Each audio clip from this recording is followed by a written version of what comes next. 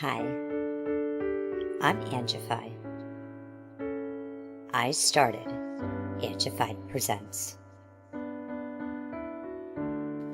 We share the love of music. It has been medicine and therapy. Nothing else worked.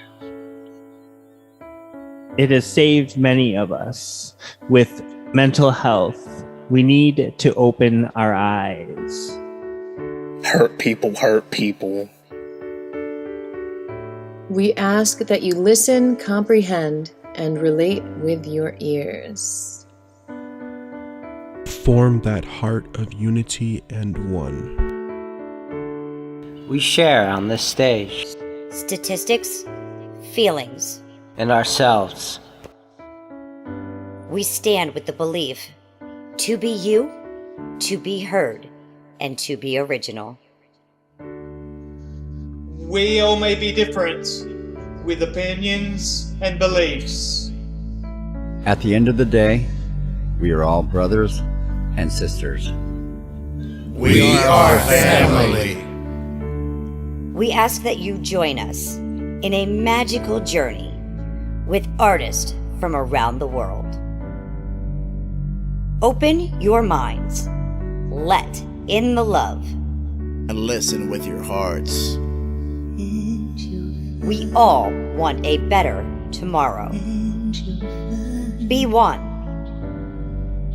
Communicate and look out for one another.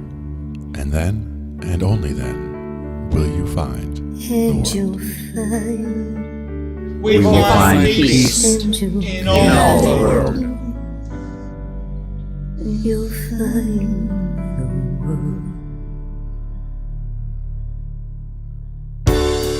And you will find in this giant world heroes among us, and every boy and girl.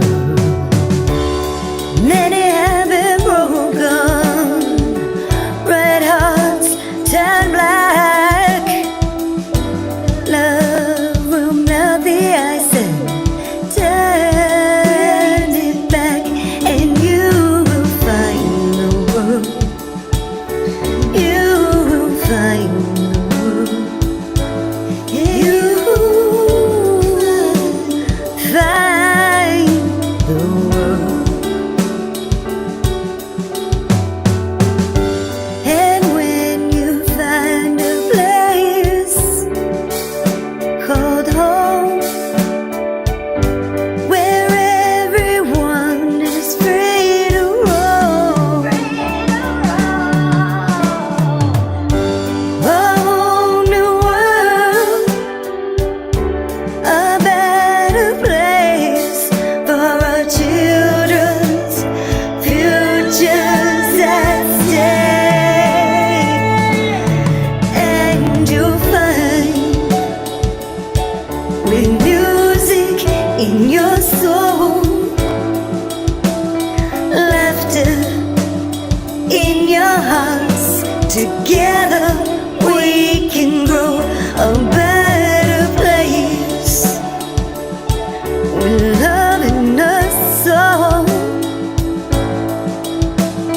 And you will find, together we can save it all. And you will find a place called home, where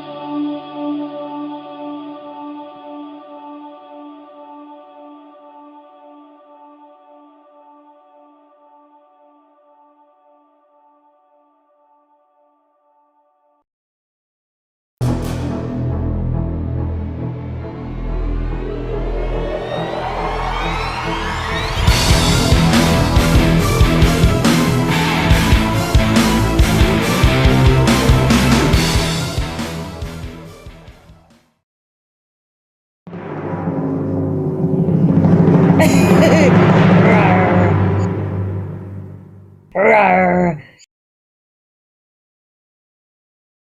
We cover digital audio workstations and music tools. We explore theory, gear, and Midi too.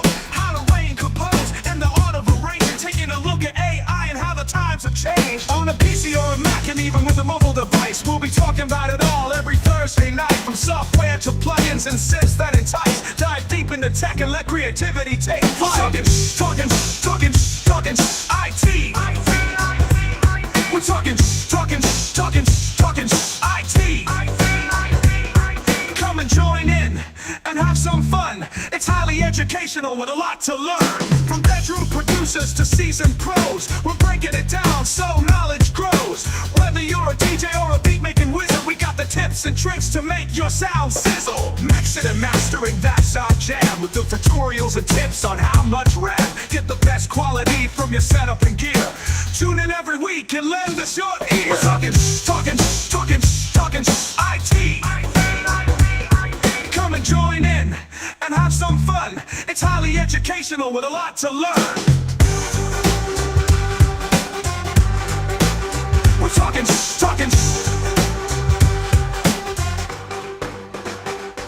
We're talking IT.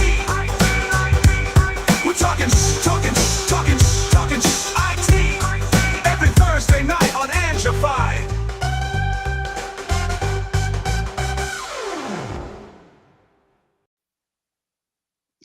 Tune in every week and lend us your ear. Gotta have it right here. I thought Every you week. Got with some tech stuff talking tonight with our IT. We're going to be looking at some tech that's coming down the road and some of it that's already here and working out, and a few little pieces of interesting software that our feed is growing. Look at all these channels that we've been finding for these different topics. Yep. Like I'm getting some good news and information on a regular basis through our subscriptions. Exactly. Well-informed feed. Yeah. Let's take a look what we're going to be looking at. To the ITK. Is it over there? Is it over there? Where is it? There it is. Everywhere. And there we are. There I am. All right. Just needed to slap you. Here, let's get rid of that taskbar. I want to see the whole screen. Much better. Now, some interesting things that I saw pop up tonight. Did you know that Nvidia is working on a phone? No. Yeah, neither did I. And I was like, whoa, that's kind of cool. And what the headline said on it is the Nvidia Neo phone, the first true iPhone killer, is finally here. Now, I've heard of a couple of different iPhone killers over the last, this year. Musk has a phone that he was hinting, which now I'm not hearing as much about. But Nvidia getting into the phone market is an interesting prospect, especially because they're kind of pushing this AI phone exactly agenda, which I think you're going to start seeing all the phones really bring AI into what they do. And that's the question: is how much they bring the AI chips into the phone. Have they gotten enough of the AI hardware architecture into a small enough package to get it into a phone? And how's the battery life is the other question. Yeah, oh yeah, that's another thing that I'm curious too. Like, this is gonna suck up a lot of juice. That's the whole thing. Is when it comes to an iPhone killer, anytime anybody throws that on the table, it's like you got to lay stats side by side. And one of the things people will look at is battery life for sure. Yeah, and one thing I'm curious about is, considering Nvidia's like dominance in the gaming world, is this going to be one of them phones where the gamers are like, I gotta get that? If the gaming performance on them, as we've seen some of our game nights, more and more people are very happy going mobile gaming. Sure. And that's the thing is there are a contingent of gamers who will not step away from the PC to go to a platform or to go to, they're not going to go to an Xbox or a PlayStation. They're not going to go to a phone. They're going to use a PC to do the PC job. But there are many who can be swayed and brought to a market, especially if the phone can perform. And that's really the question. If the hardware, the thing that prevents you from wanting to go to the mobile is not having that Nvidia technology, well, who knows? Maybe this might bridge that gap. Yeah, exactly. And seeing as this headline is talking about Nvidia killing the Apple's competitiveness here, I thought this one was a good one to counter, which is Nvidia era is over. Apple just revealed the world's most powerful AI chip. Nice. So we're kind of looking from both sides of the competition here, and I'm curious to see if either is gonna really like knock the other one off of their pedestal here. Yeah. And it's good to see one going each way as far as the the competition goes. One step up on one side in one area and a step up on the other side in the other area. Yeah, and seeing something like this, which reminds me of massive Nvidia card that I have, coming from Apple, which it looks really sexy there. Mm-hmm. Yep. Well designed. They're always good like that. Exactly. So, and I am curious on the AI chip front, like what's this going to bring? Because right now, the purpose of these AI chips, which we're going to be seeing a lot more of, what are they really being designed for? Trying to make everything easier.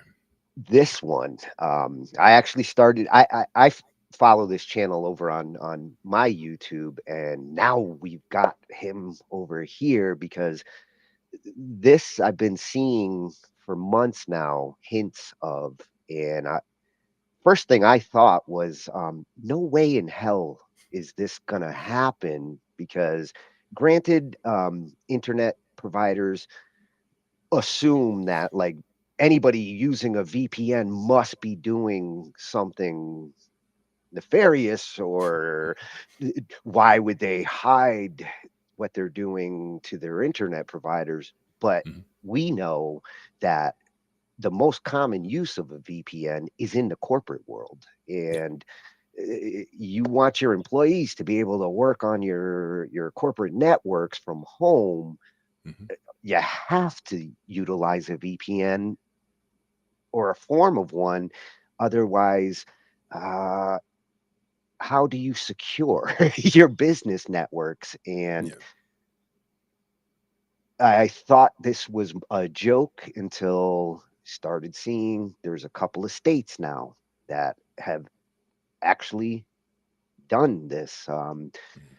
Where it goes, their motivation. I understand why this discussion is coming into play because now the legislators are getting aggressive about protecting kids on the internet, and you're going to hear about like digital IDs are becoming necessary and VPNs a no, things that I'm not sure if it's going to accomplish what they're hoping to accomplish there. I think that's the big thing there is the disconnect between what they think they're going to accomplish by trying to ban VPNs and what's actually going to happen if it ever happened. Because as you were saying, the largest, by far is the corporate use case. And other cases, a lot of people just don't want to be followed, and it doesn't matter what they're doing, whether it's nefarious or not. And some of the ISPs or some of the VPNs, literally don't log the data at all. Where if somebody came to them with a court order and said, show us all the data of this person going there, they literally don't have it because it was never logged in the first place. So there's there's options like that out there. Yeah. And for a lot of us who utilize VPNs for privacy, first and foremost, the one that you choose, a big consideration there is going with one who doesn't do that kind of logging. And some of them are being forced to. A lot of the more commercial ones that are pushed nowadays are complying with requests for data, and that kind of defeats what you're Well, that's why if you don't have that what data in the first privacy place, you're trying to protect. if you don't have that data in the first place, you can't give it. So that's where the ISP or the VPN, I keep saying that wrong, when the VPN can kind of protect itself in that way, where, you know, if they're not logging the data, then you can ask me for whatever you want. I can show you, here's an empty list of everything that we have on, you know, from that person, because we don't track that stuff. Yeah, and this channel I especially like for this information because he is like on the forefront of VPN information. That's one of the channel's specialties. Nice. And it's been years since, you know, either of us were working in the tech environment, but, you know, at one point we, you know, I'm sure we were both probably responsible for the VPN environment in our office. I still have to use them in order to work on client machines and make sure that like we're in a private network, because nobody should be putting their machine into a DMZ on their router and letting the whole internet come in. No, certainly not. But we've been doing remote control like that for decades as well. So that's one of those things where we understand the need for being able to access things securely over the internet, but also the need to, you know, not turn that data over. Yeah, I mean, there are some bad things people do utilizing them, but the good far outweighs the bad. And there's other ways to go after the bad, you know, rather than just shutting down all. You don't shut out all the internet just because bad things happen on the internet. You know, doing this isn't gonna stop the bad people. There will always be a way to circumvent. There's always a loophole. Yeah. And it's an arms race. So if you close one hole, then another one opens. So I mean, there's that, or another one is found, I should say. Yep. And this one, very interesting for those who utilize drum software like Easy Drummer.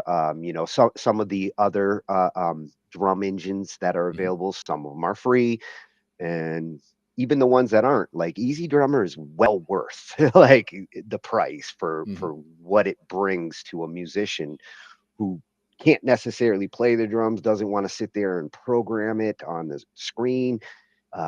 It makes it nice and easy to put together drum beats. Well, here we're going to look at a tool called Midi Remap, which works, no software needed. You can convert straight on the website, and it makes it easy to move your drum beats and assets from something like Easy Drummer, convert it to other engines. And I've been waiting for something like this because I do utilize a couple of different ones, and it sucks to have to go to this engine to get these clips and this one for those, and be nice to actually consolidate the entire library. Very nice. And that's drum beats is one of those places where I think AI would be perfect, because even just things going back to GarageBand, when they first introduced the drummers, where you can pick this drummer who's a heavy hard rock guy, or you can pick this drummer who's a cafe style, whatever. And like each drummer, like they had, a list of whatever, 10 or 12 drummers, but each one had their own style. And then within that, you had the box to make it more complex or less, and things like that. You could make modifications to what they're doing, how rigid the timing is versus how loose the timing is, things like that. Yeah, I like the idea of drummers with personalities. Actually, drummers, bassists, tune tracks has covers pretty much everybody but the guitarist. So, and there's other software for the guitarist. So, you can pretty much make a whole virtual band, and you can get personalities in there. Then I want my metalhead bassist. Yep. And the reason, big reason for the guitar being the one that's usually left out is you want that solo instrument, the one that everyone's really focused on. You want that to be the one that sounds the most authentic and the most real. So that's where you're putting in a real guitarist there, because it's hard to fake those soaring solos and, bends and things like that. If you've ever used any of the other tune track ones like Easy Bass, Easy Piano, those instruments, the way Tune Tracks approaches it, lends itself to those instruments. But like you said, with guitar, it's a little more, and I think they were That's like kind of smart specifically to lead. say, like, Yeah. we don't need to invent that wheel. There are wheels out there. And specifically lead guitar, because you can certainly do, acoustic guitar backing track, or, chord strumming in the background, arpeggiation, things like that can Yeah. certainly be programmed and sound perfectly authentic. It's those soaring lead lines that you really want, to have somebody playing a soaring lead line. Yeah, we've looked at some of the like Strummer and some of the Mhm. ones that can turn you into a rhythm guitarist. They sound great, a lot of them, yeah. Yeah, oh yeah, I've been very happy with it. And this piece of software,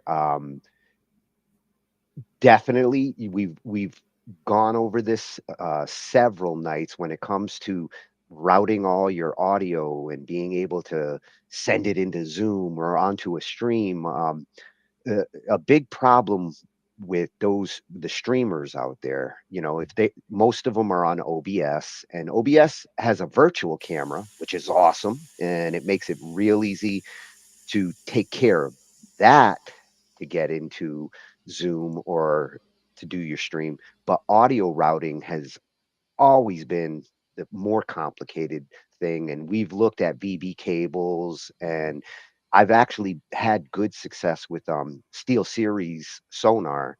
Mhm. That's actually what I use on my editing machine here to route whatever audio that I want to send into Zoom. I don't have to share screen anymore. I don't have to share audio because I can capture all the audio in the machine and send it to a virtual mic. Mhm. Well, Exactly. Elgato has a piece of software that it's been popular. It's now hitting version 3, and a lot of streamers have been utilizing this. In the past, you had to have one of their mics, Mhm. but with the new version 3, it is now universal. You don't have to have their equipment, although you should consider some of their equipment. Their mics are really awesome and cost efficient. Mhm. But the fact that they're putting this out here for free now, I think this might be my go-to recommendation in the future for those who are like, how can I hook up multiple mics, my guitar, or whatever else, and share my audio from Chrome or whatever Mhm. in an easy to understand way. This reminds me a lot of like Trumpet's approach, Yep.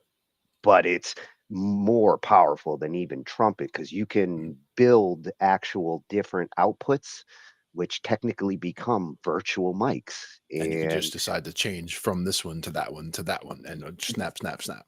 Yeah. yeah, looking at this screenshot right here, this person's utilizing 3 different outputs. So they could technically go into Zoom and say, I want my stream output, and whatever devices, whatever audio that you drag and drop and put into your outputs, compared to setting up VB cables, which we've seen. Yeah. The reason why a lot of people don't use it isn't that it doesn't work. It's just complicated and Intimidating confusing. for some, yeah. Yeah, I think This they've looks very straightforward, I like it, and yeah, even just seeing the ones that are red right there tells me, those are channels that are muted on that one. So, for eh, example, it could be, that's the one where, you don't want feedback, so, okay, that's the one that's coming into here, and that's where I'm sending it out through, so I want it to be muted. It yep, just yeah. makes sense, like certain things. And it's really designed for streamers to be simple and fast because when you're in the middle of your stream and you want to like flip things on and off, Mhm. you don't want to have to sit there and concentrate on that. You want it to be as simple as possible, as quick as you can. And Even a hotkey if you can, especially. oh yeah, yeah, and programming hotkeys for these is not difficult. Mhm. Exactly.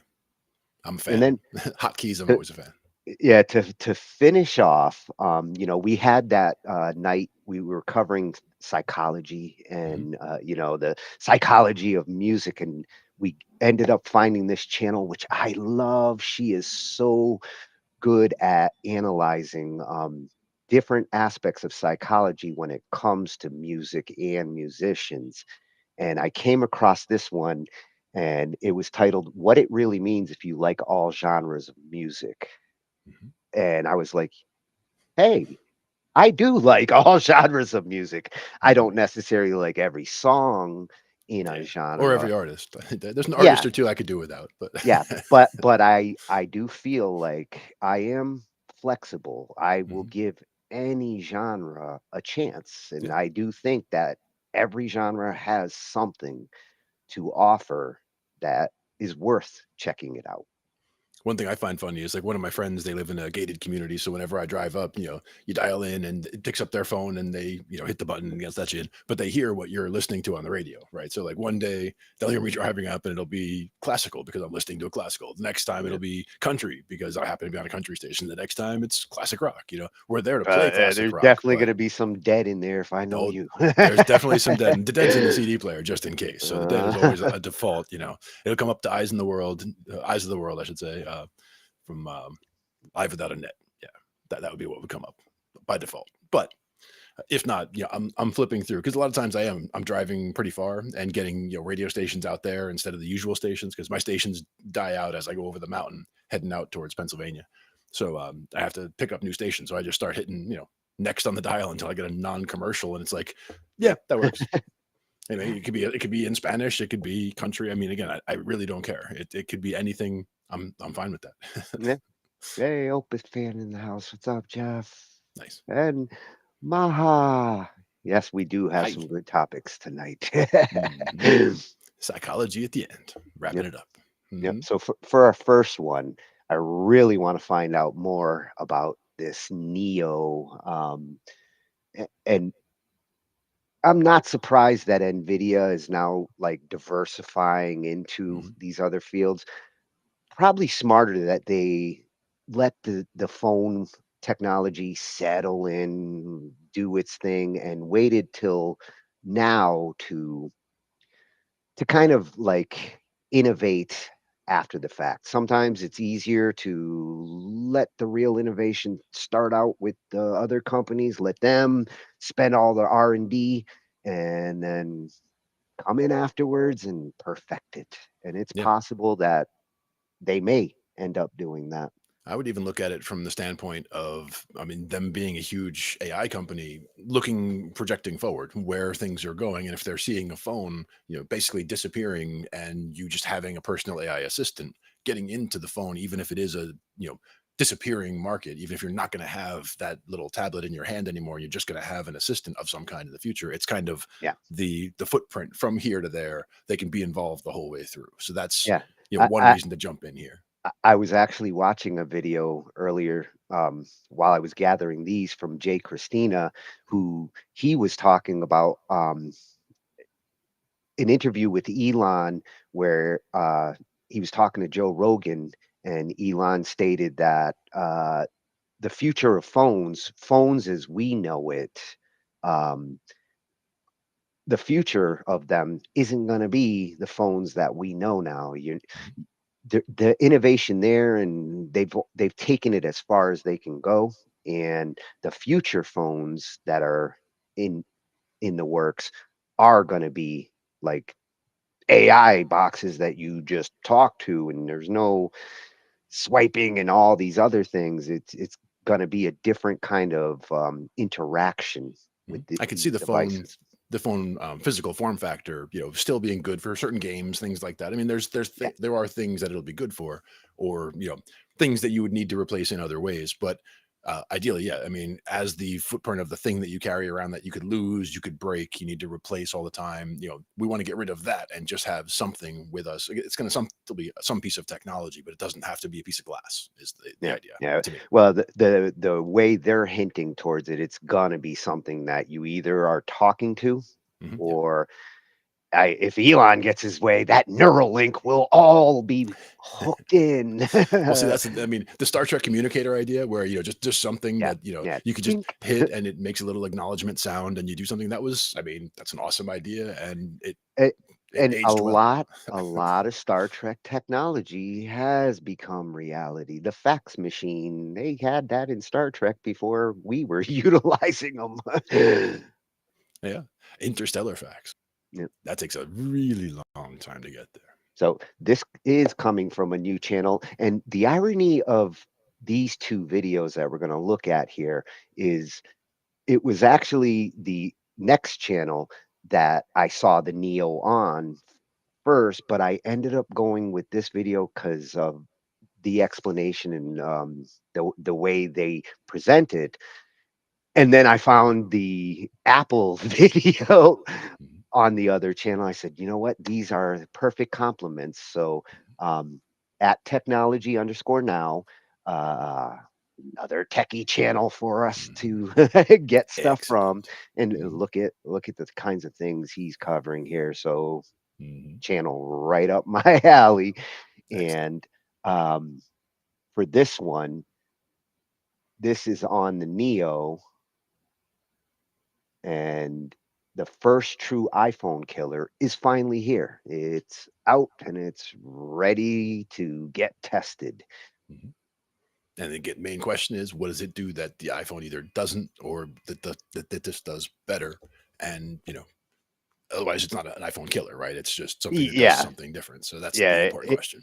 It better do something that the iPhone doesn't. Otherwise, you're not going to get people to throw their iPhones away. Most iPhone users love them. They don't get rid of them. Yeah. Personally, I'm more of an Android guy, but that's, I understand the allure of the iPhone. Yeah, I'm pretty much anti-phone. Exactly. I have both. I have an iPhone, I have an Android, but I can't get service out here. So they are just dummy devices hooked to Wi-Fi now. To me, it's all about either directions or video, taking videos of, music events that I'm at, or texting, Yeah, and they are useful for things like that. Unfortunately, the phone part of it, they've been useless since they got smart. Yeah, I'm not a fan of talking on the phone. No, too many years in tech support. You're not getting me on a phone call. Yeah. Well, if it's for tech and support, I would do it for that, but that's where I draw the line. Let's see about the Nvidia phone. Yeah, let's see what this bad boy does. Hello. Well, hi. Name's Bruce. How many years can phones keep repeating the same formula, especially when 92% of yearly upgrades barely change anything? A new shift is finally shaking the industry, and it comes from Nvidia, the name behind almost every major AI breakthrough today. That shift is the Nvidia Neo phone, a device many insiders already call the first true AI-native phone and the strongest threat the iPhone has ever faced. What exactly is the Neo phone? The Neo phone is not just another Android or another premium flagship. It's built on a completely different idea, a pocket-sized AI computer, not a regular smartphone with a few AI features thrown in. This device is based on Nvidia's next-generation Blackwell architecture, the same technology usually found in powerful AI data centers. In simple words, this phone is designed to run huge AI models directly on the device, without depending on the internet every second. That alone changes everything. No signal? No Wi-Fi? The phone still understands, processes, replies, predicts, and creates content instantly. A question for the viewers: does this kind of offline power feel more useful than regular cloud-based assistance? The highlight of the Neo phone is its on-device AI. Large language models that usually run on supercomputers can run inside this phone, fully offline. No delay. No dependence on servers. This makes the phone faster, more private, and far more secure. The phone also keeps all personal data local. Nothing is uploaded unless the user chooses to. A completely different approach from the cloud-heavy systems used today. Inside this phone sits NAI, the Nvidia AI companion that doesn't wait for commands or instructions. It studies patterns like waking time, travel habits, work hours, music choices, app usage, and daily routines with constant precision. Using this understanding, it predicts what someone needs next. Commute info appears automatically. Playlists surface during gym time, and meetings trigger silent mode. The user does not have to touch anything. The phone adjusts itself smoothly based on real-world behavior. It feels less like a digital assistant and more like a thinking partner that understands context. This phone offers instant offline speech-to-speech translation. allowing two people speaking different languages to communicate smoothly with almost no delay. Travelers, professionals, and anyone who switches languages daily may find this extremely practical because all processing happens directly on the device. Would this help anyone watching who deals with multiple languages at work or outside? The camera here does more than capture images. It actually understands what it sees using real-time AI. It adjusts lighting automatically, removes unwanted objects, enhances details, and stabilizes shaky footage instantly. The system also recognizes text, scenes, and objects with a very high level of accuracy while processing everything offline. This transforms the camera into a visual intelligence engine instead of a basic recording tool. Every shot becomes cleaner, clearer, and smarter with almost zero effort from the user. Powered by the Blackwell GPU architecture, this device can run AAA console-grade games directly on the phone. Ray tracing, realistic shadows, and advanced lighting effects work smoothly without relying on cloud streaming. Gamers are calling this a major leap forward because it brings desktop-level graphics into a handheld device. Big studio titles could become fully playable on mobile without compromises in performance. This marks a potential next chapter in high-end mobile gaming. Content creators can use the phone as a portable editing and production workstation thanks to on-device AI. Tools like 8K editing, instant image generation, and creating 3D models from text prompts become extremely fast. Even long videos can be summarized instantly without sending files to any external service. For many workflows, this removes the need for heavy laptops or large editing rigs entirely. The phone becomes a compact but powerful creator machine. The Neo phone avoids the traditional app icon grid and replaces it with a context-aware dynamic interface. The UI changes based on time and activity. Mornings highlight news and tasks, office hours show work tools, evenings shift to entertainment. During travel, the interface automatically prioritizes navigation, translation, and maps without manual searching. This fluid layout reduces tapping through menus and removes unnecessary steps. The phone simply surfaces what might be needed at that exact moment. The phrase iPhone killer gets used often, but the Neo phone earns it because it shifts the industry away from app dependence toward AI-first computing. iPhones still rely on millions of apps, while the Neo phone uses one powerful offline AI to replace note-taking, translation, and photo editing instantly. This new system challenges the old smartphone formula and disrupts the idea that apps must control every action. iPhones depend heavily on the App Store, but the Neo phone changes everything by letting an AI handle tasks without opening apps. Notes get saved automatically, translations run offline, and photo edits happen instantly through built-in intelligence. This shift reduces app usage dramatically and weakens Apple's ecosystem advantage. It represents a break from the traditional app-centric system entirely. While Apple upgrades hardware yearly, Nvidia dominates the world in AI chips, AI software, and AI research. The Neo phone is rooted in true AI architecture, not add-on features marketed as AI. Experts believe Apple's chips may struggle to match Nvidia's raw AI performance. This gives Nvidia a major strategic edge in the race for on-device intelligence. Leaks say Nvidia plans to price the Neo phone below top Apple and Samsung flagships. This follows an idea called democratization of superpower, meaning powerful AI shouldn't be restricted to expensive devices. A lower launch price could attract millions instantly and reshape premium phone pricing. Such a move could trigger one of the industry's biggest price wars. The Neo phone isn't built as a normal smartphone. It is designed as an AI-native personal computer. Current phones act as app containers, but this one behaves as an intelligent partner that adapts to the user. This shift places Nvidia ahead of the traditional smartphone model entirely. It builds a new category instead of competing within the old one. When will this phone actually release? Nvidia has not officially announced the Neo phone, and details come from leaks, insider reports, and analyst notes. Development is expected to begin around 2026, with a possible launch between 2026 and 2027. Features may change, but the core vision remains consistent: a device built for the next era of personal AI computing. The project is still early, yet the ambition signals Nvidia's push into a new market.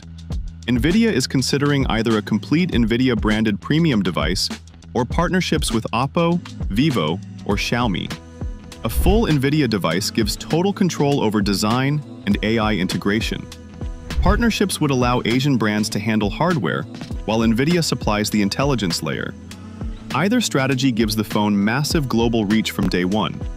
Major analysts warn this could create a second iPhone moment, shifting expectations for performance and price. Competitors like Apple, Samsung, and Huawei may feel pressure to respond rapidly. Even suppliers expect sudden demand spikes because Nvidia's AI reputation is unmatched. Reports say Jensen Huang is personally guiding the vision, aiming for a device that feels like an extension of personality. Will this phone really kill the iPhone? The answer depends on whether people trust an AI-first device that moves away from the familiar app system. Apple's response will also matter. Its on-device AI must compete with Nvidia's raw power.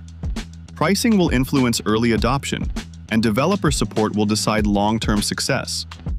What matters most to viewers? Performance, camera, brand, features, or price? The Nvidia Neo phone marks a turning point where smartphones shift from app-driven tools to intelligent companions.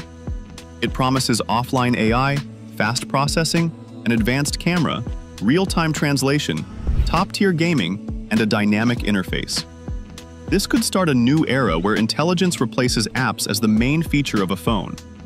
If Nvidia even delivers half of what leaks suggest, the industry may face its biggest transformation yet. We hope you enjoyed this video. If you did, don't forget to like, share, and subscribe to our channel.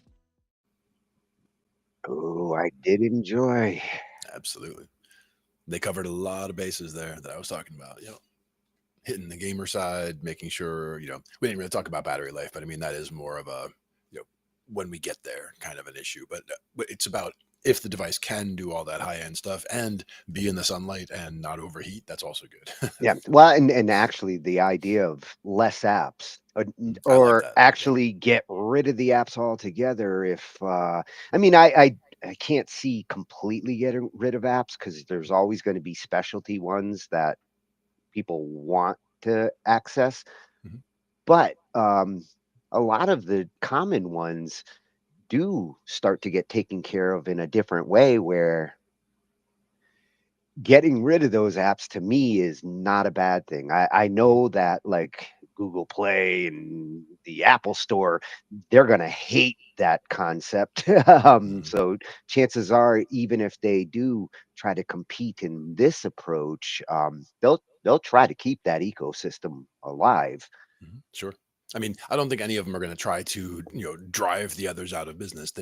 They're all going to coexist, but the idea of the price point is also interesting. Coming down below the flagship models on the others, and trying to get mass adoption early, get a lot of units out there, and that's a lot of AI, independent AI devices out where they want to do. People are using them, getting his people, getting to know their person in particular. Well, and as he mentioned, we are going to see like Apple's response and the Android's response along the way. And this instigates new competition. It's been a long time now since we've seen like a major moment with phones. Like he said, the iPhone moment what was it 2006, 2007-ish.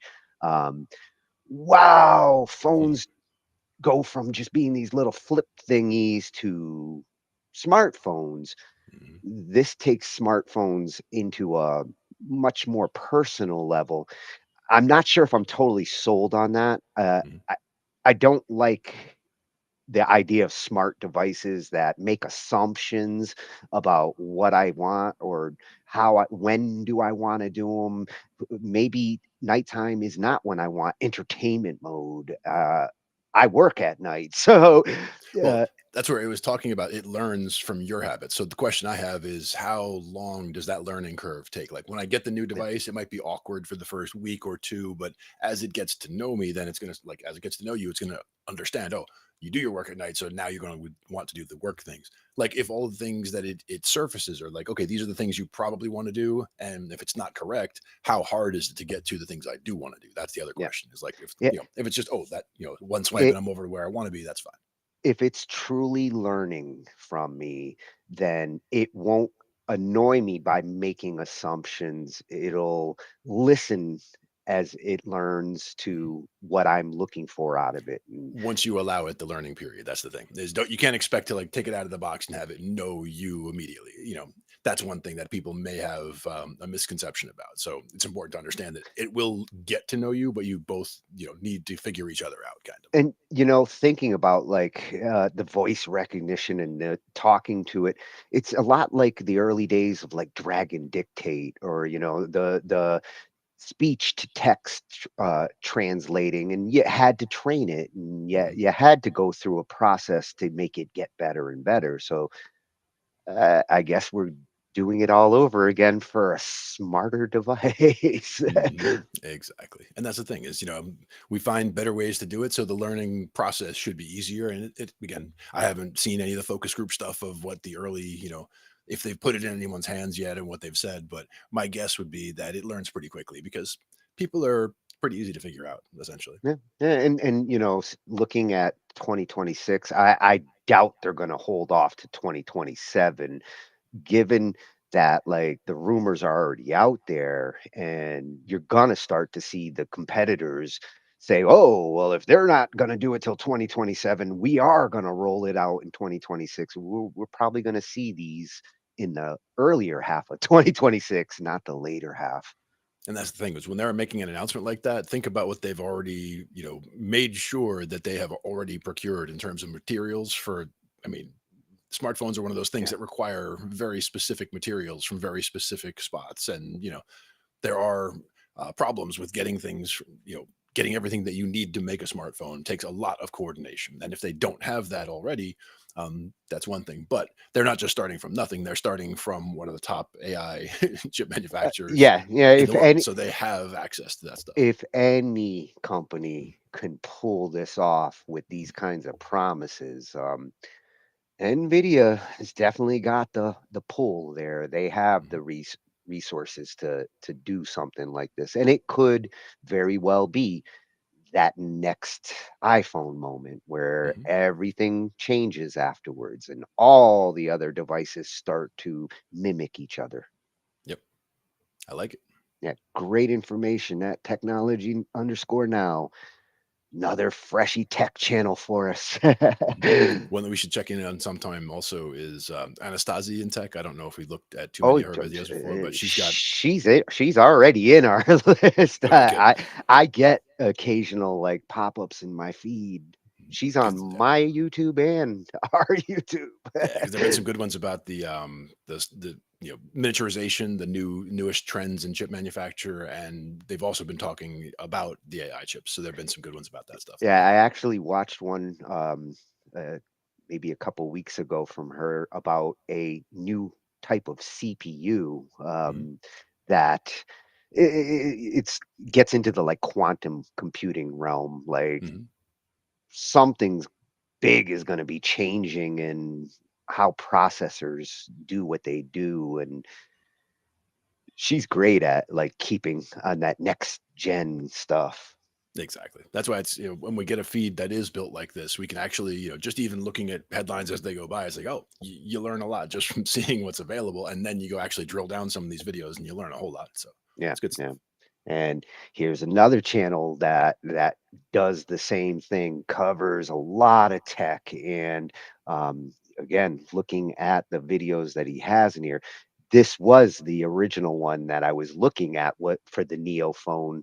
I just wanted to include this one, so I was like, okay, we can either do a double from one channel, or I'll take the Neo phone from Technology Now, and for this one at Keros Show 9598 on YouTube, and for this video, he's giving us the counterpoint to Nvidia killing Apple's technology. Well, Apple, the Nvidia era is over, and Apple is just revealed the world's most powerful AI chip.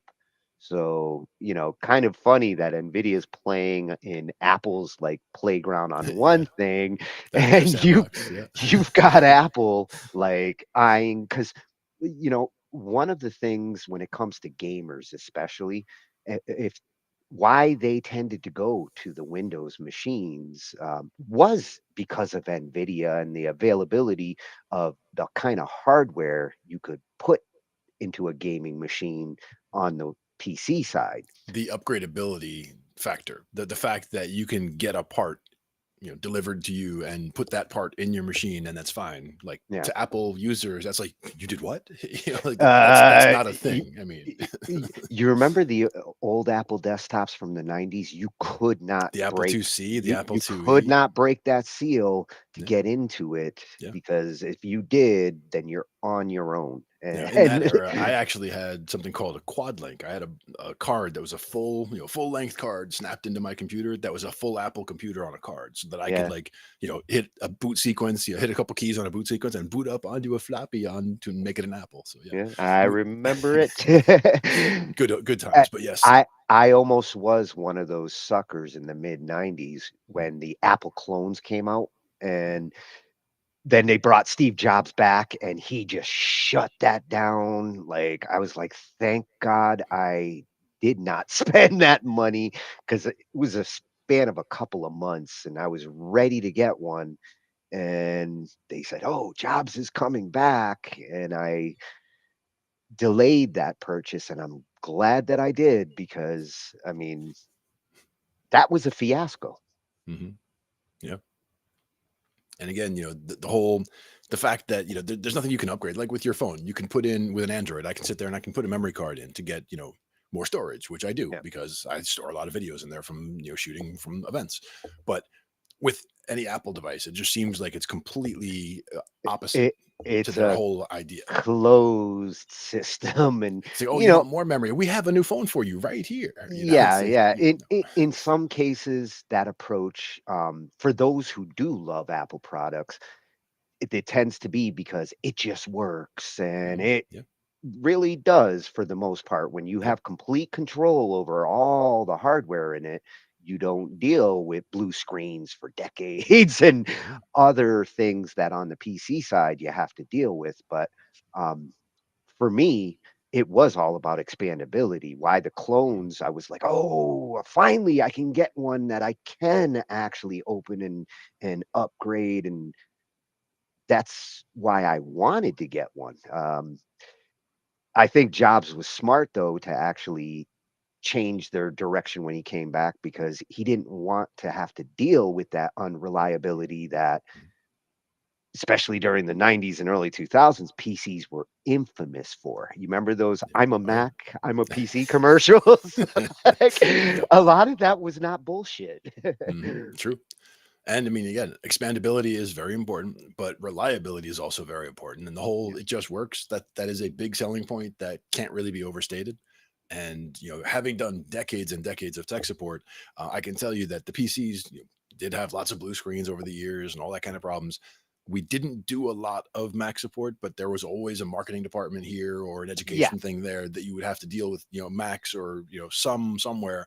But it was always minimal support issues. It was usually more just installing new peripherals or getting things, drivers, things like that that they may have needed for whatever. Yeah, But nothing crazy. the small little subset of Macs that I had to deal with in my corporate networks were the designers, the graphic artists, the marketing, the ones who justified, we need these machines to do what we do for work. But Yeah. such a pain in the ass to get them into the network, Yeah, that because was in always the a trick. old days, Apple really didn't want to, they really did want to be different. And when it comes to networking, you need standards. Like, that's why nowadays, like, the internet and networking has forced all operating systems and platforms to at least follow enough standards so they can talk to each other Exactly. without having to load some stupid ass what is it? Bonjour or what was the Yeah, that was one of them. oh yeah, to make it talk to a Windows machine, you got to have this on your Windows machine in order to talk to the Mac. And so glad that like we've evolved. And like you said, this is very interesting being a hardware add-on card coming from Apple, which seems again opposite to their whole design thing, but interesting to see them with the toe in the sandbox, of Nvidia. Yeah, and it does look sexier than the typical Nvidia cards. Although I do have some sexy Nvidia cards. I got the 5080, and it looks awesome. Very cool. Yeah, Let's see what it's all about. Let's see what this sexy beast will do. In the tech industry, a new stage of covert competition is beginning, one that until recently was discussed only in whispers. According to several authoritative sources, including journalists from The Information, analysts from TrendForce, and insiders close to the company's engineering divisions, Apple is finally emerging from a prolonged period of technological stagnation and is preparing one of the most aggressive and large-scale responses to Nvidia in its history.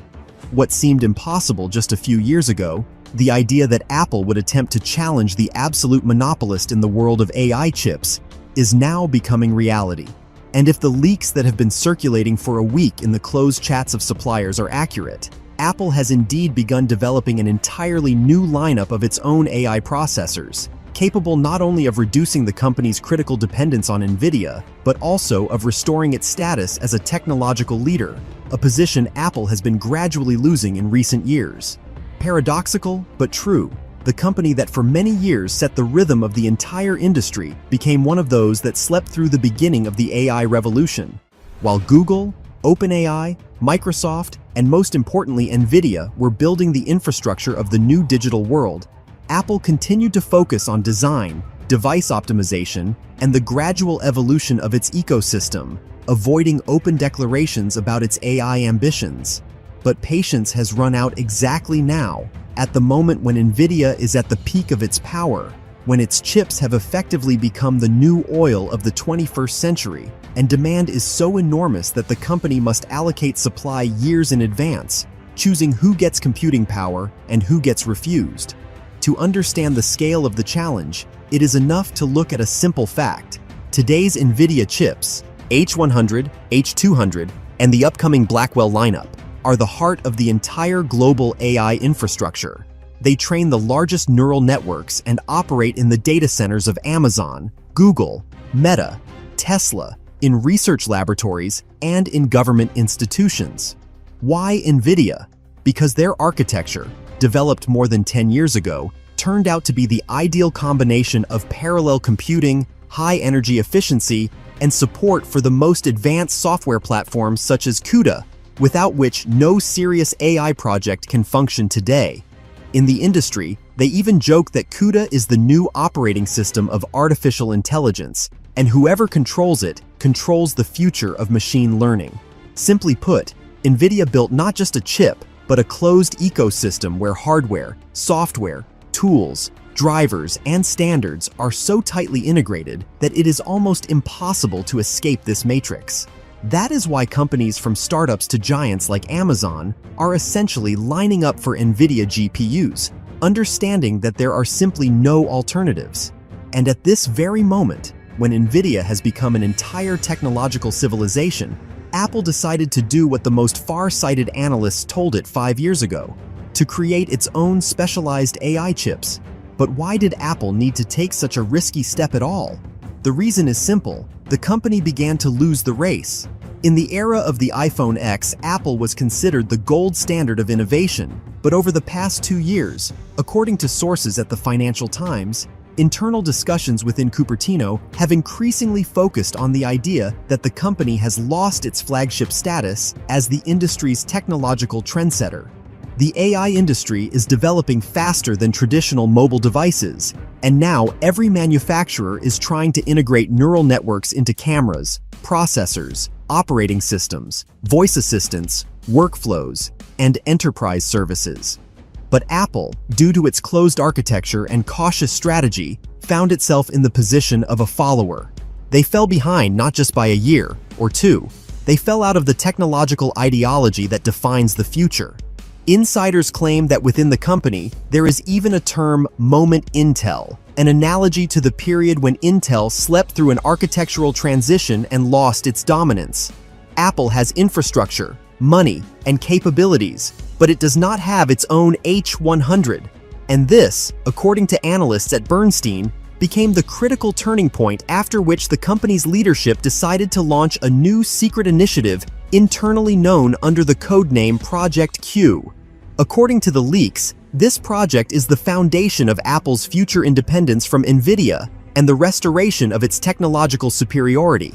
According to Bloomberg, Apple has already created several prototypes of its own AI processors, each designed for processing large language models, computer vision systems, generative models, and on-device local AI.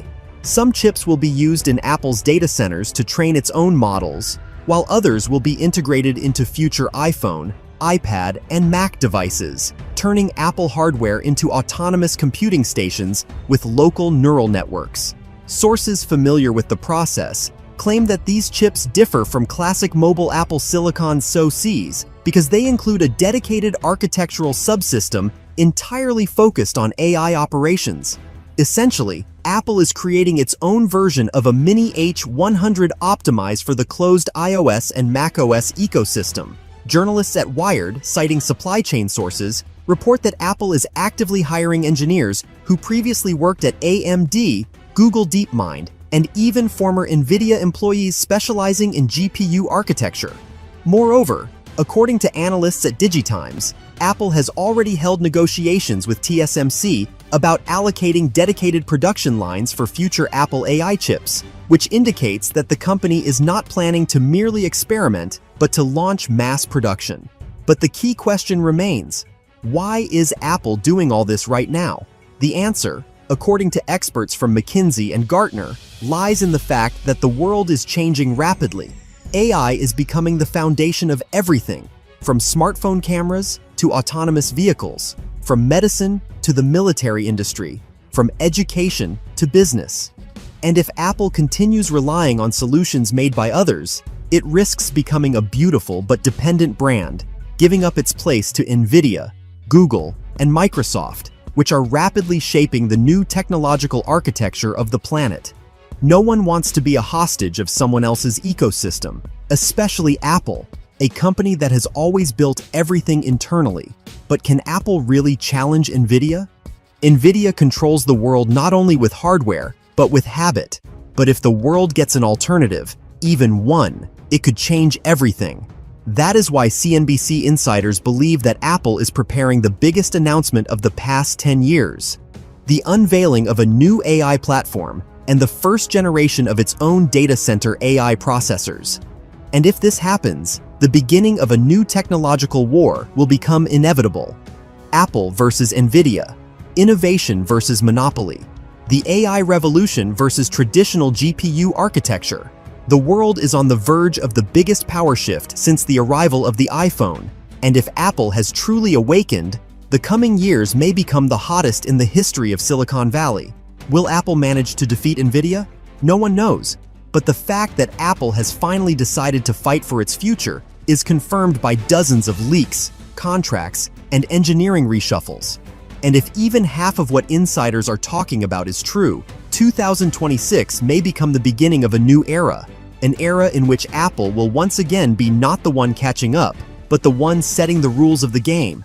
And it all starts right now.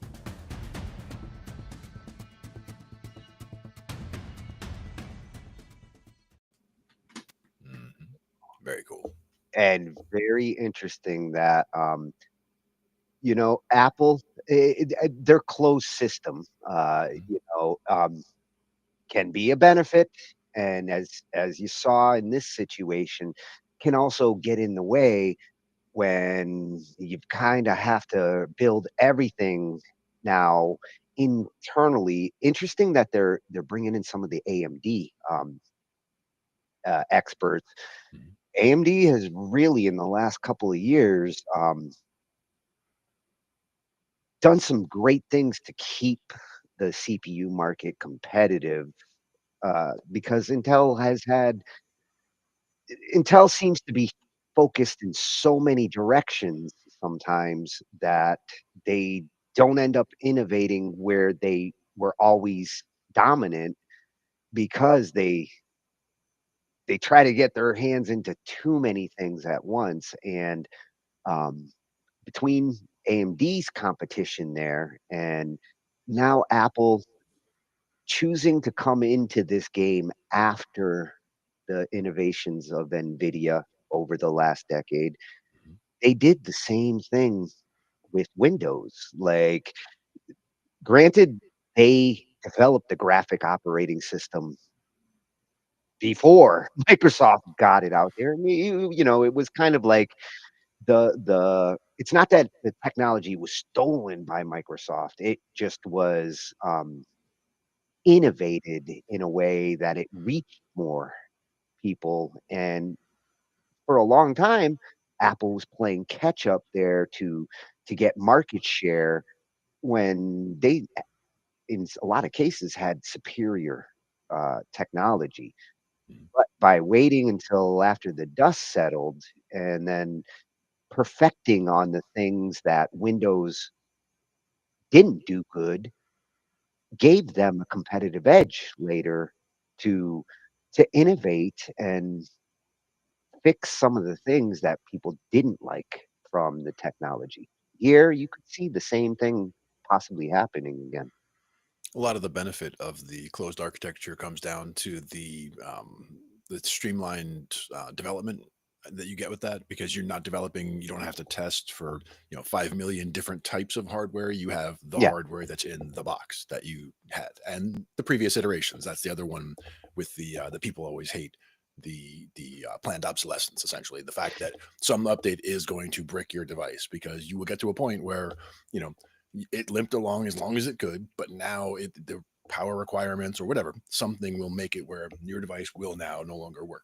And And it is that planned obsolescence that has bit them in the ass several times over the last 15 years, where they got caught like killing batteries in their phones through software but manipulation and again, that it's not that they're trying to kill the battery, it's that they're trying to help extend the battery life, and they find that then, oh, this particular age of hardware and beyond can't handle it. Now at that point, that's where you start getting, whether it's the thermal runaway or you start getting yeah, those yeah, kinds of problems if you start going there. in some cases, what they were doing there was just dealing with the technology and especially battery technology, and having an actual phone that you can't go into and replace the batteries like you could on other ones was why they were criticized in the early days, where some people like went in and noticed that yes, like the software is actually doing this to force obsolescence. You really do need to get a new one of these every couple of years. And given that their technology is so powerful a lot of times, the idea that I should have to get a new iPhone every couple of years seems silly. But Yeah. I guess if you can bring in new features like this, the AI stuff, I can see a lot of people saying, "Oh, my 3, 4-year-old phone is no longer good enough. I need to upgrade." These technologies might get a lot of people to move to bigger pastures. Well, a lot of things come down to enabling technologies when it comes to big jumps in technology. When it came to the iPad, when it first came out, like, we needed the touch screens and the batteries and all these different things to come together at just the right time. The time right now, I think, like we were saying, I think the form factor that we're looking at for a phone is gone very soon, Yeah. because that's just, I mean, we've taken this, flat piece of glass as far as we're going to take it, I think. And then going forward, it's just going to be, whether it's the communicator, little lapel pin or something, or just something that you wear on, your, like an earring, piece of jewelry, or a necklace or whatever. You have something that is just there with you, and it does all the things that you need it to. Yeah, yeah. they definitely dominated on the touchscreen interface. That I mean, I would take an iPad touch interface and their operating system over Android any day. Such a difference there. But the cost is the other side of it, that like the reason why I've always been reluctant with some of their offerings is, do I want to pay twice as much? And do I really like pay twice as much for just a better experience? Right. Sometimes it's worth it. And that's again when it comes, if every year it's just getting another phone, or every couple of years just getting another phone that's exactly like the one before and almost nothing has changed, it does get to where it's like, why am I doing this again? And you get It's pissed been if it is 3, it 4, 5 years and your phone dies on you.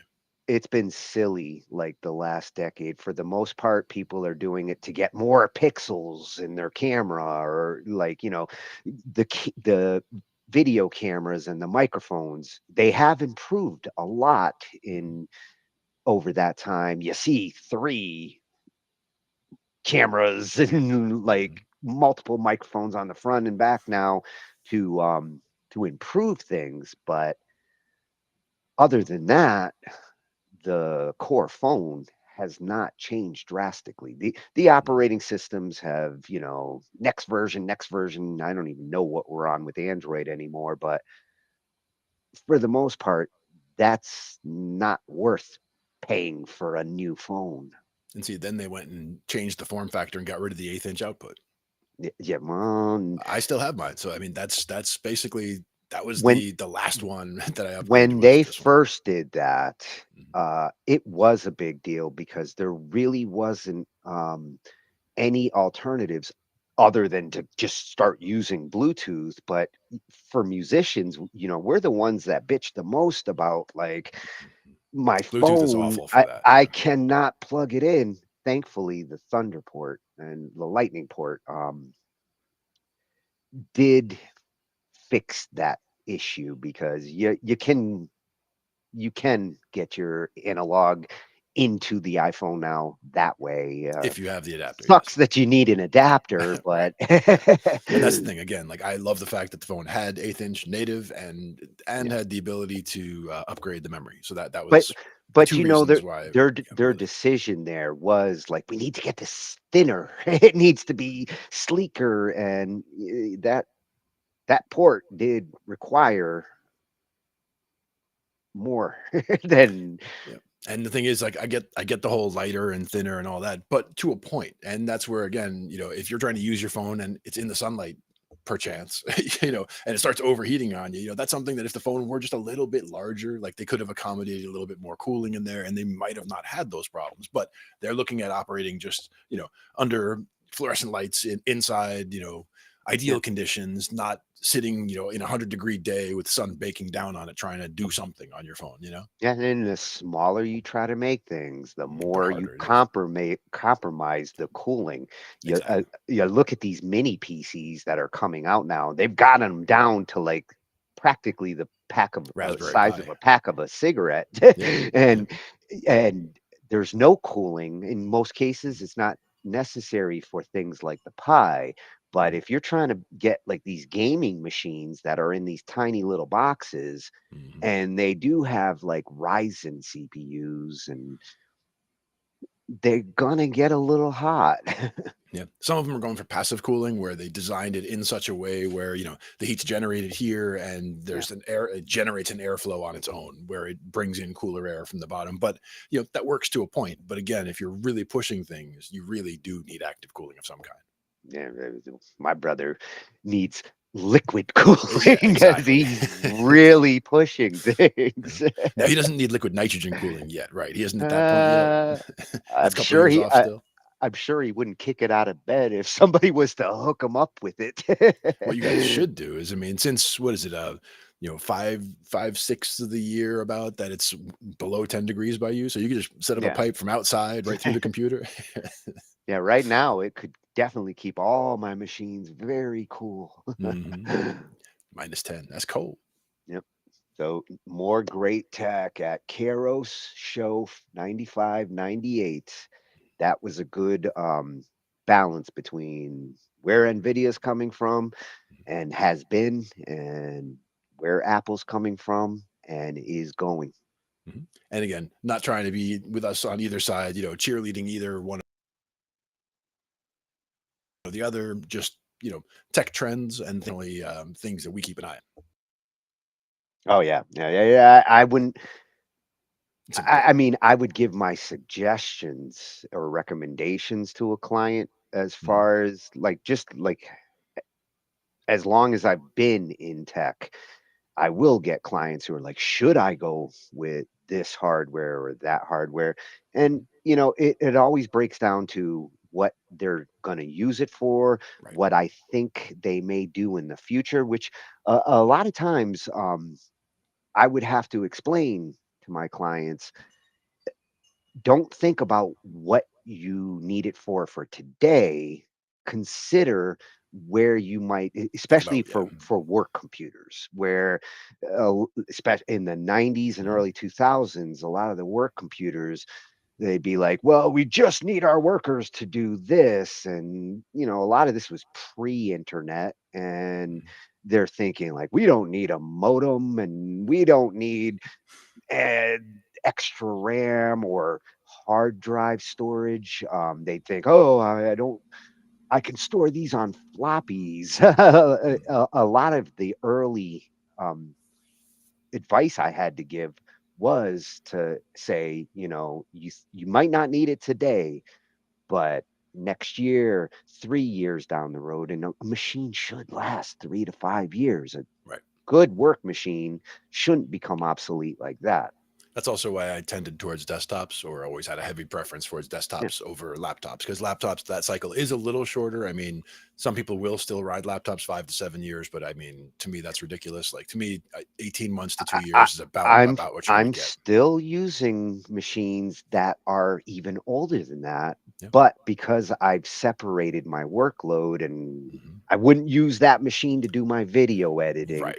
That's the thing. Or my music machine. The people I'm talking about are the people who sit there and that's their primary machine, and they're trying to ride that 7 years and then going, hey, I'm going to update this to the latest version of whatever. It's like, should not, I mean, software wise, you're not updating that at all. You're getting new hardware and then you're doing something. Isn't it ironic that a lot of those people who would like try to milk a desktop machine for 7 to 10 years, now a lot of them don't even go with computers or laptops anymore, and they are happy to live in the mobile device world, but they don't think twice about like, oh, I need to get another one that's $300 every year and a half.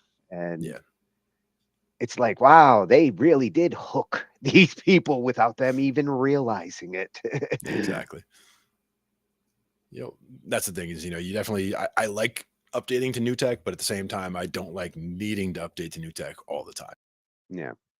I don't like being forced into it. That's where, like I said with Apple, there have been times where users have felt like they're forced.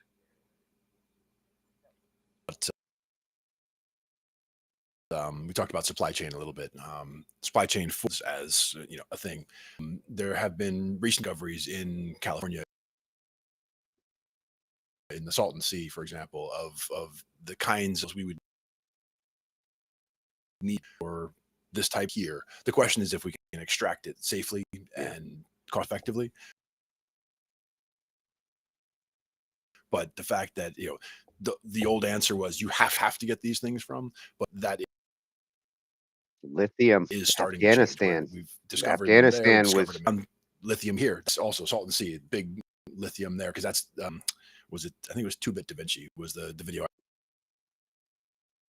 I watched. We'll look later, but there was a whole video about to do several things. We'll get into it later though.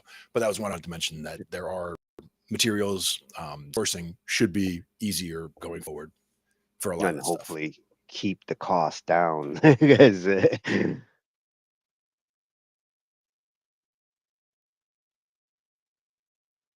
right, exactly. And the competitiveness of, we'll see. Yeah. Now we have tech lore. Yeah.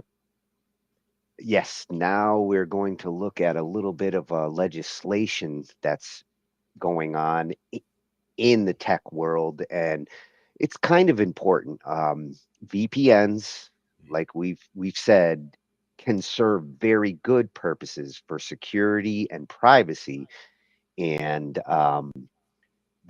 this idea that like they're going to legislate VPNs out of the picture for the sake of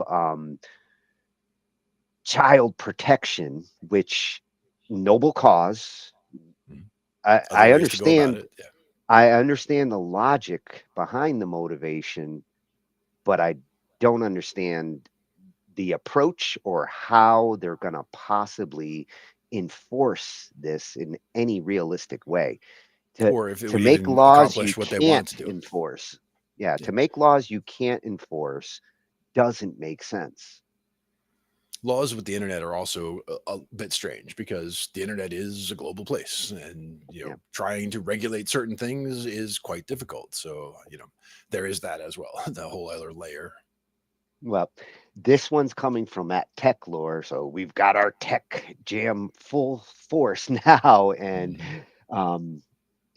I like this channel because he is very much a VPN expert, an advocate, and it's all about digital rights for all. That's his mantra, and VPNs and your right to privacy, which is why this is such an important thing. Um, you have the right to remain private, and you can give it up, but you shouldn't be forced to give it up. You should decide whether you do that. When you send your tax information in every year, which nowadays everybody uses e-filing, you want to make sure that what you're sending there, that data, is encrypted and secure from you to whoever you're sending it to, because this is why identity theft is as rampant as it is. Mhm. And at the same time, it's kind of like with security cameras, when they put up security cameras in public, street lights, whatever. And some people, think that that's an overreach and that that's invasion of privacy. And it's like, I Not get when it's out in public. right. And that's where, again, to me, there Now, are now, how certain. would you feel if they put those security cameras in your house? Well, they actually did. I mean, at one point, I lived in an apartment, and somebody across the hall installed a Ring doorbell, so In that if I your open, room? no, How like if about I open that? my front door, like the camera looks right into my house, and I'm like, what? So I'm like, that's Well, not right. And they got rid of it because I mean, they have a Ring doorbell at the back of the building because if there's any problem, it's going to be coming in down there. Somebody has to get in first, and if you shouldn't lived be in on an apartment. If you lived in a neighborhood and your neighbor across the street has a Ring cam and it's That's fine. pointing right at your house, Yeah. you can't. That's public. You're outside. This is more the camera's pointing like into my living room, and that's different. And my point here, when it comes to your data privacy, that is in your house. This is like the equivalent of allowing cameras into your home, because that ISP knows every click, every request, everything you do on the internet. And I get the attitude like, I'm not doing anything wrong, so I don't care. Right. But that's not a good attitude to have if you respect your right to privacy. And Well, for again, me, the other question it's is super important. But you're talking about also Not people because who. I'm doing something wrong, but because I have a right to that privacy. And again, if you're taking steps to protect that privacy by using a VPN, then you are protected, because there are VPNs that you can use that will not give up that information for any reason because they don't have it and can't. So you can take those steps and do that. But at the same way, all those cameras that are in public, my point about that was more about everybody who's being watched by those cameras is automatically, they're already opted in. Like you can't opt out from being on the camera. I mean, you can go by and try to, not have it see your face, where you're taking steps to avoid being seen by the camera. At the same way, you can take steps to have your clicks not be watched by anyone. But at the same time, you can't stop them from watching everyone, because there's enough bad that gets stopped by watching the bad people to make it worthwhile. If you want to keep your data secure as you're sending it to that web server, credit card information, good example. You want to make sure that when it goes from your house to that server, that's why we have HTTPS. Imagine if they were to say we're going to ban HTTPS, that would be crazy. Exactly. VPNs, for those who are connecting to corporate networks or needing to move data, and they want to make sure that from their computer to where it's going, it's encrypted and cannot be just sniffed out. That's what these do. You can't guarantee when it gets to that server that it's going to be secure and that somebody's not going to hack that server. That's the other part. But you can defend the conduit, you can defend your end, but you can't do anything about what's on the other end. So I mean, be as safe as you can, take good steps, but don't be surprised if the information gets out there anyway. Trust where you're putting that information in the servers that you're putting it on. You know, we tend to trust our bank servers. Right. I hate to say it, but there have been plenty of times where bank data and networks have been breached, and it's not often, it's not common, but it does happen.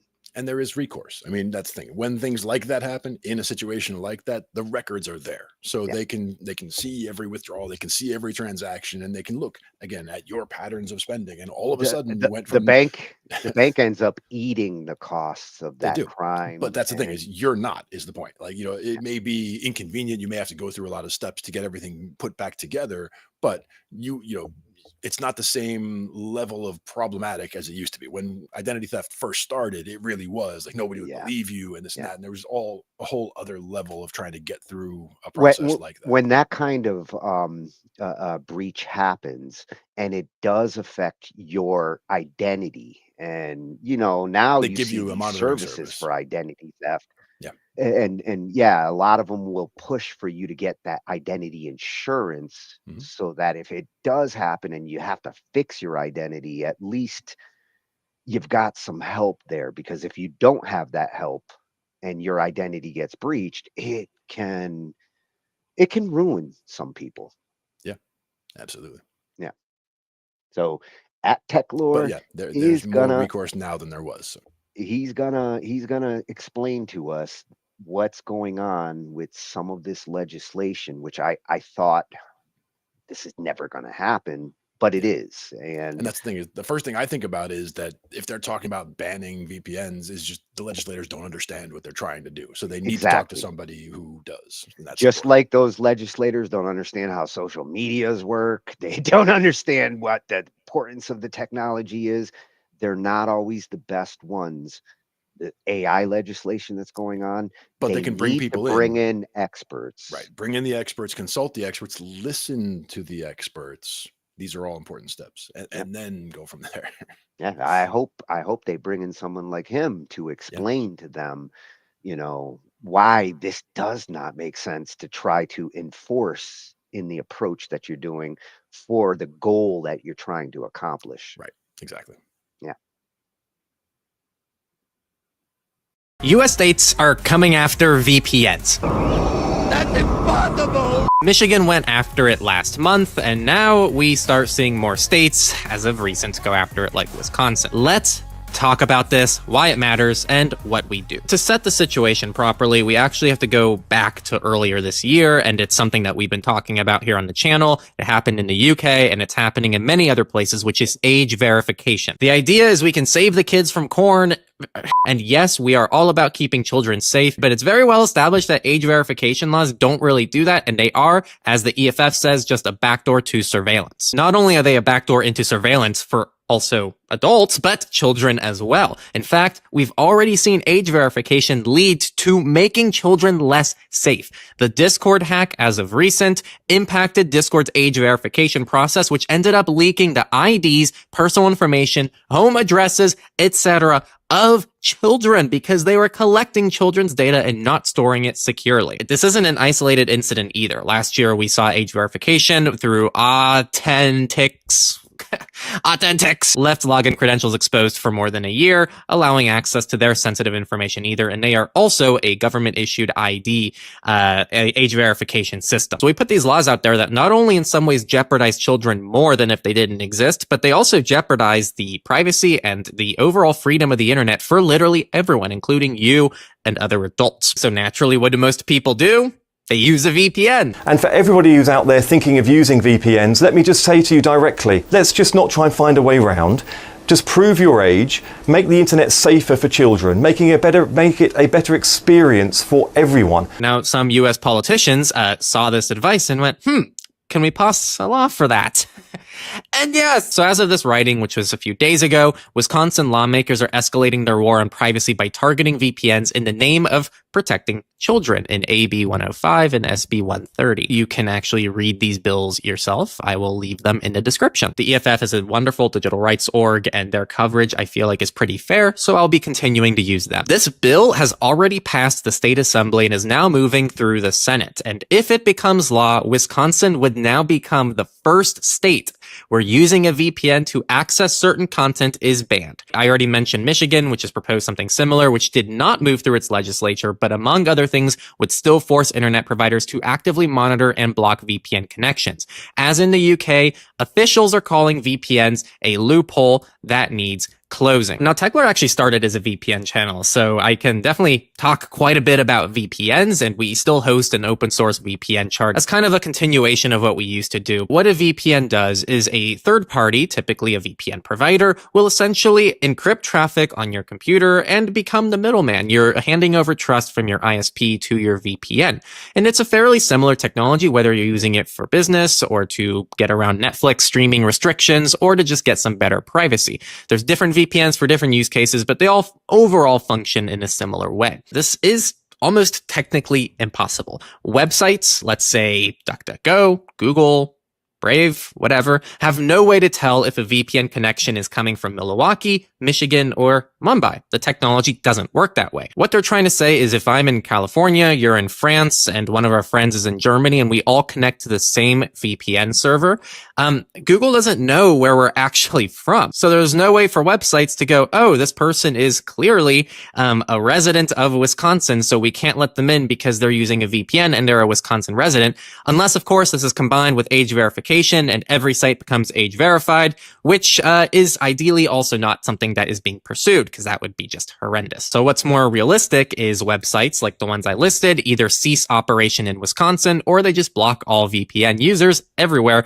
to avoid liability. What that means is one state passing a terrible law, it can actually impact a lot of the internet, all because of their own freaking problems and their inability to understand how complicated the situation really is, how difficult it is to keep children safe without also harming children in the process and especially harming the rest of society. And this isn't just those people. Journalists rely on VPNs, abuse survivors rely on VPNs, regular people like me use VPNs just for basic safety. Businesses use VPNs. I use a VPN to connect to my NAS that you can see behind me. International students, researchers, literally so many people have genuine use cases for VPNs. And based on this broad, weird approach that Wisconsin is taking to try to deal with the problem in the easiest, laziest way possible, they are jeopardizing all of this beautiful technology. Now, these VPN bans are coming up almost as a direct response to age verification. We cannot lose sight of that. They're not just coming forward and saying we don't like VPNs. They're trying to really get age verification across, which, as we've talked about, have serious problems and restrict access to important information.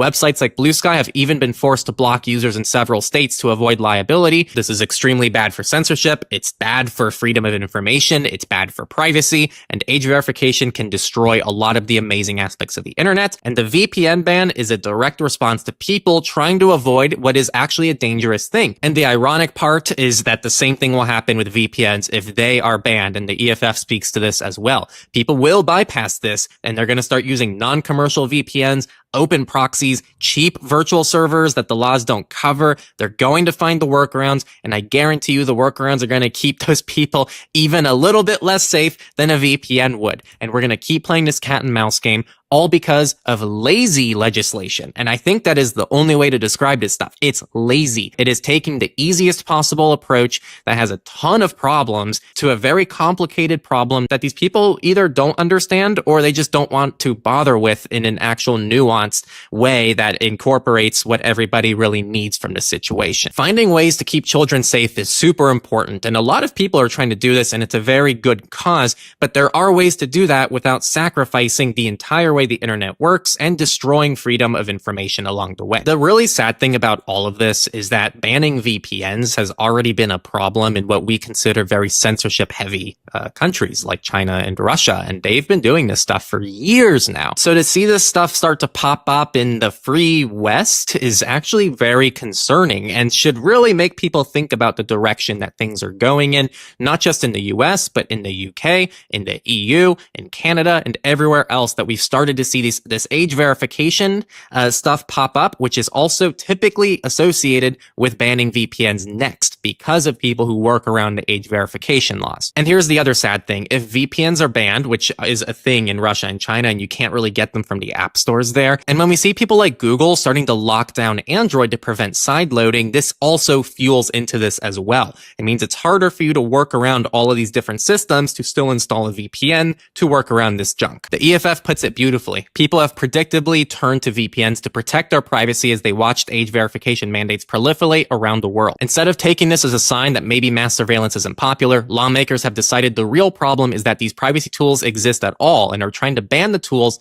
that let people maintain their privacy. If lawmakers genuinely care about young people's well-being, they should invest in education, support parents with better tools, and address the actual root causes of harm online. What they shouldn't do is wage war on privacy itself. Attacks on VPNs are attacks on digital privacy and digital freedom, and this battle is being fought by people who clearly have no idea how any of this technology actually works. And I cannot have said it better than the EFF, and of course, this article will be in the description. So what can you do? One, actually use a VPN. Normalize using a VPN. Our chart is open source. The first several providers at the top are open source. You can just click a few of them and then click compare, and it's going to tell you what you need to know about the services. I'm personally using Proton right now, and I will go ahead and leave an affiliate link down in the description, as well as a regular link if you don't want to use the affiliate one.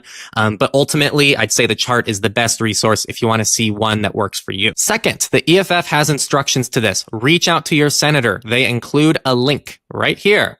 And I will also leave the direct link for this down in the description. You're going to see all these different numbers. You're going to find where you live, especially if you're in Wisconsin. You're going to click a number, and it's going to tell you who you're represented by. It has their phone number, and it has their email. Your job is to urge them to kill AB 105 and SB 130. Make it personal. Actually tell them about your story, and also don't leave a comment saying that this doesn't work. I've been doing coverage about chat control, which is the EU's attempt to ban end-to-end encryption. All of you really stepped up. Everyone was outraged and contacted their representatives. And guess what? Chat control was at least temporarily paused and is no longer an immediate concern as of the time of recording, but this stuff is changing like daily. So we'll see what actually happens, but it was enough to push this down the road. And we can do the same here in the US. So please don't think you're useless. Actually go ahead and submit this, especially if you're in Wisconsin. If you're in any other state, you can still reach out to your representatives and just tell them, hey, I am seeing this trend of age verification and banning VPNs, not just in the other US states, but also in other countries. And I want to make sure that you are aware that this is a serious problem and I don't support any of this. You can still get ahead of issues with your representatives. And finally, you can support organizations like the EFF. They're doing amazing coverage of this, and they have an awesome legal team to help battle some of this stuff, and they do great behind the scenes work. Digital rights aren't about hiding. They're about autonomy, security, privacy, and the freedom to explore the internet and be yourself without being tracked and without feeling like there's someone looking over your shoulder and trying to control who you are and what you believe in. This is why we need to be intentional with technology, follow what's going on, and make sure to get active and actually be a part of these fights. Not just as consumers, but as citizens who are shaping our digital futures. Like, this stuff impacts what the internet's going to look like in 1 month, 1 year, 10 years, and even the next generation. If you like this coverage and want to keep up with what's going on, you can, of course, subscribe to TechLore down in the description. We're on Patreon. You can support us on YouTube directly as like a YouTube member thingy. We also have a forum. We accept Monero if you just want to do a one-off tip privately. And also share some legitimate use cases you have for your VPN. If you have a VPN enabled when you're watching this, let us know down in the comments why you have it enabled in the first place. And let's normalize VPN usage. There's nothing wrong with using a VPN, and we can't let these people change our minds. Speaking of VPNs, they were actually referenced as one of the many tools, because VPNs are not an all-in-one privacy tool, in our top encrypted services video, where I talk about many other tools outside VPNs to help keep yourself and the people around you safe online. So go check out that video. People really seem to like it, and I'll see you all next time on TechLore.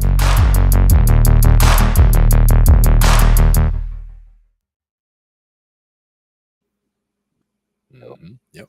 Fighting the good fight. Exactly. And it is a important fight. I am 150% behind this message. And again, one of the important takeaways to me is the contacting your representatives.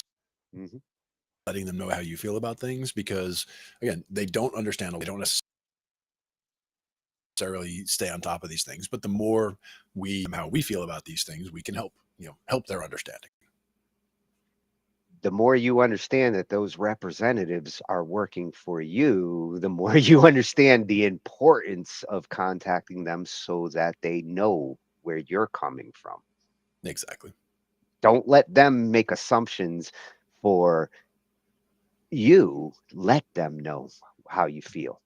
Yeah. And a lot of times the best answers are questions, like when we talked about earlier, when you were talking about having your clients who ask, oh, should I use a PC or a Mac? I mean, it's a simple question, but instead of giving an immediate answer, it should immediately be questions of what do you want to do with it? How do you want to do this? What are you trying to accomplish with that? Where do you see yourself in this many years in this project? I mean, answering with questions, understanding what it is that we're trying to accomplish is the important part there. Ange is with us too. All right. We got an Angified army. Sweet. And that was from TechLore. Appreciate that. Well, and his suggestion on how to approach, and it's really just about being civil and letting them know where you're coming from. His suggestion to make it personal, in the sense that let them know how this can affect, if you run a business or do anything where VPNs are already a part of. Let them know how this affects you. Yeah, because it could definitely affect a lot beyond what they think it does. Yeah, I like his passion on it. I like that he's created a channel devoted to security and privacy. As far as my tech jobs go, that was a big part of my responsibilities with big networks. Yep. Exactly. Was it Neoterrorist, one of the recent ones? Probably once. Yeah. At TechLore, if you value your privacy and security, go check it out. techlore.tech as well. Additional resources. Very cool. So now we're gonna shift to a little bit of music stuff here, and plugins, VSTs. I am cooking up a total VST night with different really useful plugins that every music maker should look at. But this one isn't just about the plugins themselves. It's about being able to move your libraries, these drum libraries that some of us use between Easy Drummer and Superior Drummer and some of the other products that have drum libraries, but they're exclusive to that plugin. Mm-hmm. This is a converter that can shift those to other standard plugins that do the same thing, and you can actually move your MIDI around. MIDI is universal, so it shouldn't be locked in to one thing. It should be, you should be able to move it to other products. Yeah. And again, that's back to the closed ecosystem thing where, you know, we're big fans of open source and opening things up and being able to use things from multiple places and different tools. You get more development when you open up the system. You'll get more programmers, you'll get more users, you'll get more help because more people are involved in it. And this one's at Plugin Alley, not a freshie for us. We've been here a couple of times for like plugin reviews and things, and awesome resource for that. For this one, he's going to show us a web-based tool. You don't have to install anything, and you can conveniently convert between different drum libraries that a lot of us use. Nice. This one I'm definitely going to be playing around with this weekend. Nice. Got some projects lined up. Yeah. Back when I was assisting on major label records with my mentor, Bo Rochelle, every session we received with programmed drums meant hours of me rebuilding broken MIDI maps just to try to figure out how to get the programmed drums to work with Bo's preferred kits. It's always been the part of making records that I have loathed the most.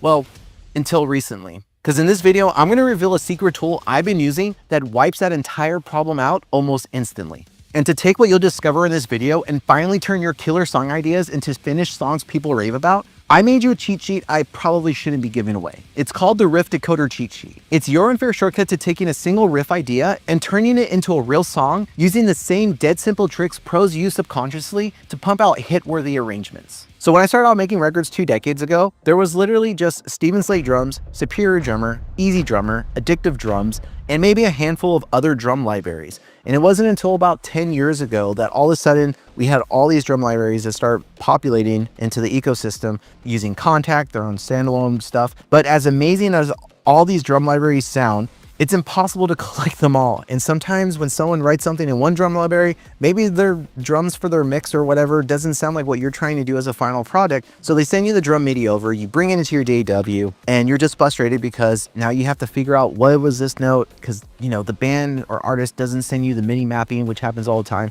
Or perhaps it was Guitar Pro, so it's a little bit easier because you can find Guitar Pro maps and then translate it. But as I'm saying this, you're probably exhausted as much as I am. So the tool that I've been using is called Midi Remap. And it's pretty sick because you can come to this website, you can upload your MIDI file, and then you can choose your source library. So let's say, for instance, I know that this is a Guitar Pro MIDI file, and I want to make the MIDI for Odihome drums. So I come down here and I look to see if this library is available. It is. Awesome. I click that and then I just hit convert. And now I see the drums have been converted over, and I just hit convert. And now I can download my converted MIDI file and I can import that into my DAW. But maybe this seems like a lot, or seems like it would be annoying if you're dealing with an album of like, let's say 10 songs, 12 songs. Maybe you're working with the band for pre-pro for an album and they have written 20 drum MIDI songs, and you need to do this 20 times really quickly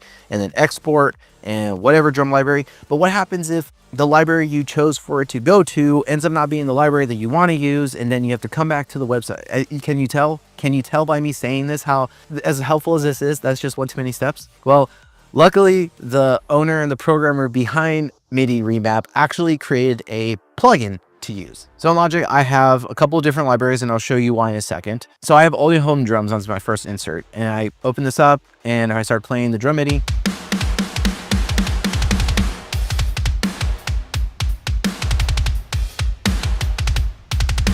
Okay, it sounds pretty good, but let's go to MIDI effects, and then let's go over here to audio units, and then we're gonna click on MIDI remap. And as a MIDI effect plugin, once it opens up, we go to source. Again, this is the actual guitar profile, not the downloaded converted one. I go to choose target, and I scroll down until I find Ode Home drums, and then I start playing.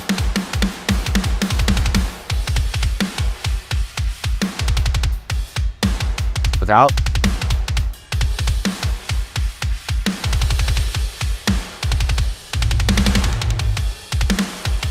I mean, if that doesn't excite you, I really don't know what will when working with MIDI drums. So, okay, one thing when working with a lot of producers is they do what's called Frankenstein kits, which means that they might have like a direct kick and snare from one drum sampler, snare and kick rooms from another, tom and tom rooms from another, and then cymbals from another, china from another. But all these different libraries are combining to create one big massive Frankenstein kit that sounds like the drums. They're not just using one. This can be really helpful when going through and just quickly creating the MIDI that you need.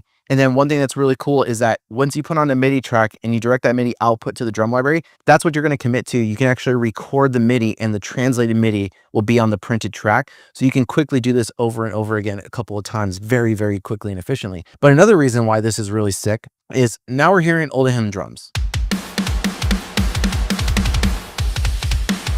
But let's say I want to check out what another one of my favorite libraries. This one is the Counter Kit from Kyle Brownlee. And I really love this drum kit too. So what does this one sound like?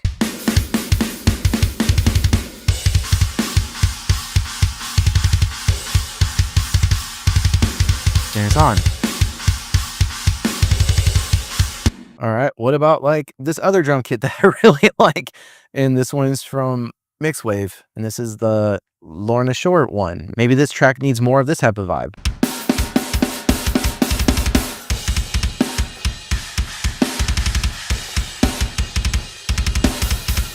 You know what? Maybe that's just not the vibe I'm looking for. Maybe it's this one right here from RS Drums. Maybe I want some like, you know, Monarch kit. I want a Noop to sound like he's playing on the track. Maybe I want a Noop to sound like he's playing on the track.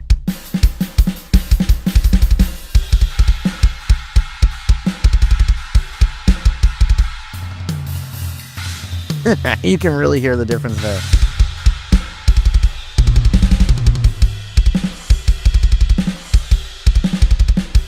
And yeah, you know, like good old reliable Steven Slate drum.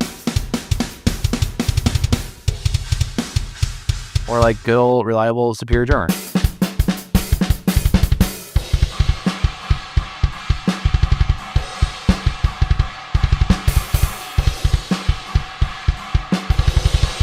You know? These old at home drums. You know, in my brain, that's sounding like that's it. That's the winner, right?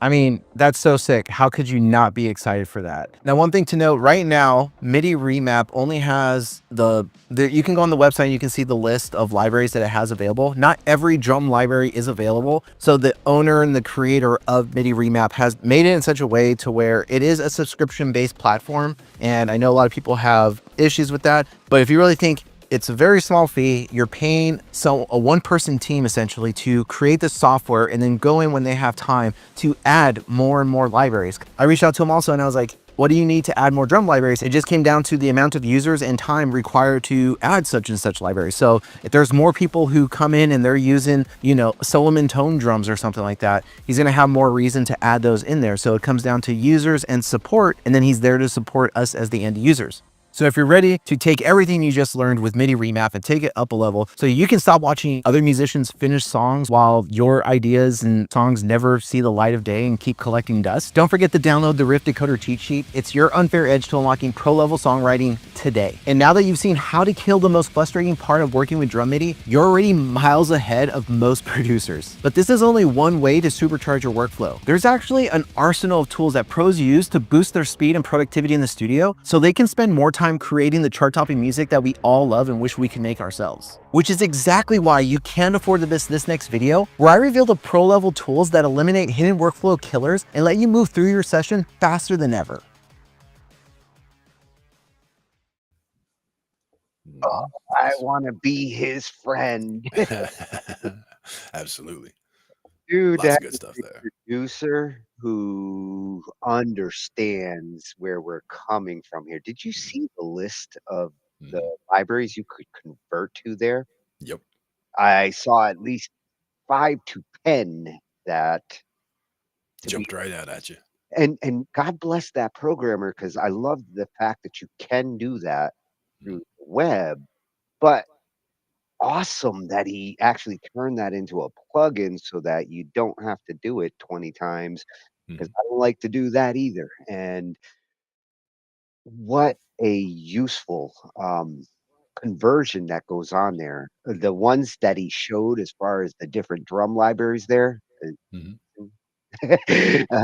Avi, they all utilize Darian. Yep, yep. They all utilize these different drum engines, and to be able to take one from something that you might not necessarily use and move it over into where you can. Most of their drum kits are custom drum kits. And just the They're not drastic the difference standard ones. the drastic difference in sound from those different examples that he went through there, like the same exact MIDI running through different kits sound completely different. Like that one, I think it was the Monarch kit. The toms had a total ring to them that was completely different from the others. So that before it was sounding like taka taka taka taka, and this one is booga dooga booga dooga booga. It actually had the tone in those. So there, that might not be what you're going for at that particular song, but to hear the difference and to be able to audition those kits that quickly, that's really helpful to try to get that tone that you're looking for a song. Yeah, Maha agrees. Yeah, for sure. and I know Jason does have some custom kits in his Easy Drummer where he's taking a kick here and a snare there, and I could see him like utilizing this to like expand those kits into like drum kits that span other engines. Like, I love the Contact engines, the sounds, but man, I have to keep Contact on a separate machine just in order to be able to use it because it's a beast. Being Yeah. able to take from there, convert it to the engine that I want to utilize. Love this. Definitely. And I mean, again, just seeing the results and seeing how quickly you can go from one to the other and be able to translate things like that on the fly. Very cool. Yeah, yeah, and this is why we've been to this channel in the past because there's some great tips and advice there. Oh yeah, Yeah, love it. yep. At Plugin Alley, if you do play with plugins, go visit here. You're going to get a lot of great information. Definitely. So now, converting like audio signals so that you can utilize them on your stream or in Zoom, in the case of how I utilize it. We've looked at VB cables. I'm kind of happy with the Steel Series sonar. It works, and I actually have one of their headphones, so it works really good when you have their, but you don't need to have their hardware to utilize that program. And with what we're going to look at here, the beauty of this software, I think it's Waves, Elgato Waves is I think what it's called. With this new version 3 that they've released, they've opened it up so that you don't need to have the Elgato hardware anymore. They do make great hardware. They make great cameras, microphones, things for OBS. You should check out their products, but this particular software they have now graciously put out there to solve one of the biggest requests that I have of musicians who want to be able to consolidate different microphones, guitar input. How can you get all of that? Plus, if you want to share your YouTube or your Chrome audio, Yep. you can easily set up mixing channels as virtual inputs. My hope here is that this technology eventually gets brought into OBS directly. When OBS added the virtual camera as a standard feature, it really made OBS a lot more useful because I can basically start my virtual camera and whatever I want to show on Zoom or anywhere else, that virtual camera shows my scenes. Yep. This takes the audio, which is the part that OBS has been lacking, and does make it easy to set up. Nice. Yeah. I'm a fan of the way ear trumpet works, so that's a good one to get started with. This reminded me a lot of it. Like it's ear trumpet on steroids. It's for streamers and the ones who really have like complex audio uses. It's not just a little Windows mixer that like you're using personally. It's something you can actually use to output your audio exactly the way that you want. Yep. And then we got a freshy channel here, at the Creator Kit 25. You hooked me on this one. I searched through so many channels to find the right one to explain this, and I actually what was his name? The one who informed me of it, he's a Twitch streamer, and I wanted to use his video because he did a great job of explaining it, but it was 20 minutes, and I was like, it's a little long. This one was perfect, and it does it in 10 minutes, and he's going to explain the benefits of this solution, which makes the VB cables and the hell that I went through trying to get that set up. And this sonar, I'm going to be testing this weekend on 2 of my machines. Nice. Let's check it out. Wavelink 3. Elgato just made streaming audio simple and free. Nice. For years, Elgato's been the standard for streamers, not just because of their hardware, but because of the ecosystem. Once you had one Elgato product, it just made sense to stay. Everything worked together. It was clean, reliable, and simple, as long as you were inside that ecosystem. But today, that changes. With this new Wavelink beta update, Elgato's officially opened the doors. You no longer need to own any Elgato gear to use one of the best audio routing and mixing tools out there. And that's huge for streamers. If you've ever spent hours trying to balance your mic, game, Discord, and music, or ran multiple virtual cables just to keep your stream audio clean, this update might actually save you a ton of frustration. My name is Antoine with the Creator Kit, and I'm going to break down exactly what's new in this beta, how it works, and why this might be the best move Elgato has ever made. Alright, so let's kind of get into this software and see exactly what it helps you out with and what's the purpose in using it. So essentially it adds all your audio sources into one program, so you can control them all from one place. But the great thing in this is it allows you to put out different mixes. So you see along the top here where I have one for me, one's the stream mix, and one's the Discord mix. It's kind of like a crossword. So you got all the sources on the left side. I got my Rodecaster Duo, that's the microphone I use. I got my Elgato 4K-X, which is my capture card, my Spotify app, which is my music, obviously, and my Discord, which is where I talk to my friends. So in each mix, you can decide what you want to add. So let's just say my Rodecaster Duo, for the For Me mix, I don't have it because I don't want to hear my own voice. That's just a personal thing. But if I wanted to add it, I'd press this plus right here. So what I hear in my headphones is just going to be the Spotify and the Discord. So I've clicked this ear here, that's what I hear back. For the stream mix, I have my microphone, I have my capture card, I have my Spotify, and I have my Discord, So the chat is able to hear all of these things. Now for the Discord, meaning what the people I'm talking to hear, they just hear my microphone. So when you go assign your audio source, so for instance, when I go to OBS to assign where my microphone is coming from, it'll say Wavelength Stream Mix. When I go to Discord to assign what they hear, it'll say Wavelength Discord. So you can make these mixes and you can make them different for each preference. And also the beauty of it, this is what I like so much about the Stream Mix, is you could add different filters to each one. So for my microphone, I got a noise gate, I got an EQ, I got a compressor, I got gain, I got another compressor, I got a limiter, and I got a sharpener. So you can look up different ways to figure it out. If you want me to drop a video on how I got my setup together, let me know. But you can also put these filters on the other sources. So on my capture card, I have a limiter. On my Spotify, I have an EQ and I got a compressor. On my Discord, I got an EQ, I got a compressor, and I got a limiter. So essentially, when I play everything all together, it naturally sounds the way it's supposed to be.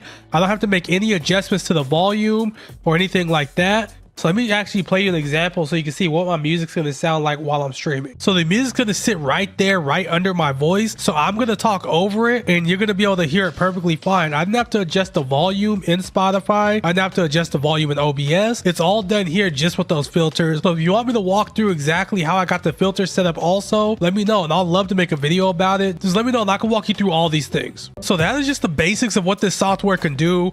There's a lot of other things. There's different filters that come built in. One thing I wish it would have did was the voice focus that comes on the Elgato Wave, because that's one feature I really always wanted to try out, but I couldn't. So I wish I would have added that. It's actually an additional price. I think it's like $50, which is unfortunate, but it is what it is. So that's just a tip of the iceberg on what this software can help you do. I really encourage you guys to check it out and kind of see what you can do with it yourself. If you have any more questions, please drop them down below. This wasn't meant to really be a full tutorial, more so what the software offers. And I'm just so grateful that Elgato made it free to everybody, because that was my biggest thing when switching from the Elgato Wave to the Shure SM7B. The biggest thing I missed was that wavelength software. So them offering it to us for free is a huge W. Let me know any questions down below, and I hope you guys enjoy this software, man, and let me know how it's working for you guys. As always, y'all be safe. Peace. Peace. I will be checking that out. Really cool. And again, the ability to put the individual effects on for each of the different channels is helpful as well. Yeah. Yeah, because you can even just use that to have different profiles if you wanted to. Even if it was all the same inputs and outputs, you could have a profile for, I want the voice to be loud, or I'm playing an acoustic guitar, or this or that. What would be even more useful is if it can incorporate like auto ducking and the ability to like prioritize which audio channels you want to push up and slide the other ones back so that background music doesn't like dominate over voice. And in some ways, even compression, upward compression, a limiter on other channels. I mean, there are certain of those tools that are already in there that can make that sort of happen. But again, it wouldn't be an automatic necessarily thing. You'd have to set things up a little. Yeah. And then I chose this one because he does a great job of explaining what it is and what it's useful for at the Creator Kit 25. But I do want to give a shout out to Nutty, because he is the one, and this is another channel that we're now subscribed over here. Nice. But he's been a big I've been subscribed to him on mine for a long time when it comes to streaming information and like dealing with OBS and setting up audio like this to work with your streams. He's an awesome channel for all that information. Really energetic and informative. Love you, Nutty. At Nutty LMAO. Thank you for the tip on that one, because he's the one who nudged me there. Very cool. Yeah. Good shout out. Yep. And for our last one,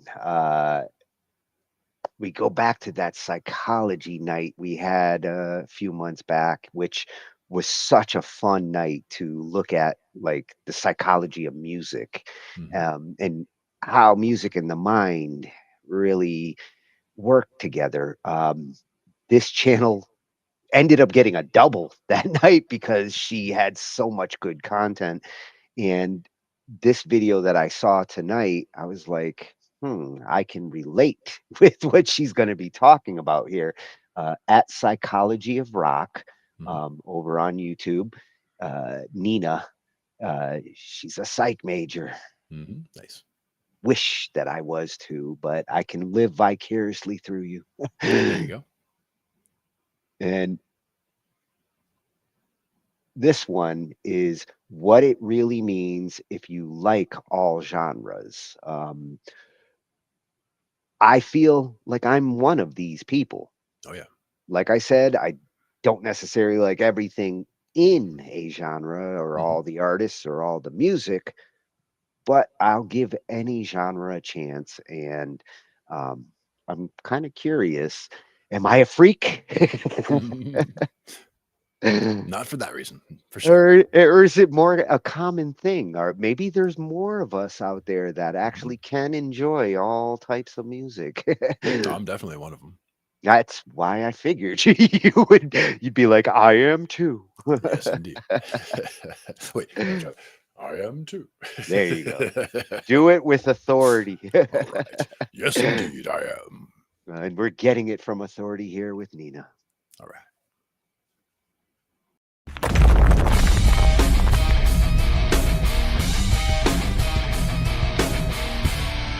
Hey everyone, welcome back to Psychology of Rock. If you're new here, my name's Nina, and in today's video, I am responding to the probably dozens of comments I've gotten over the years from people who say that instead of being loyal to just one singular genre, that they genuinely like all kinds of music and want to know what that says about their musical personality.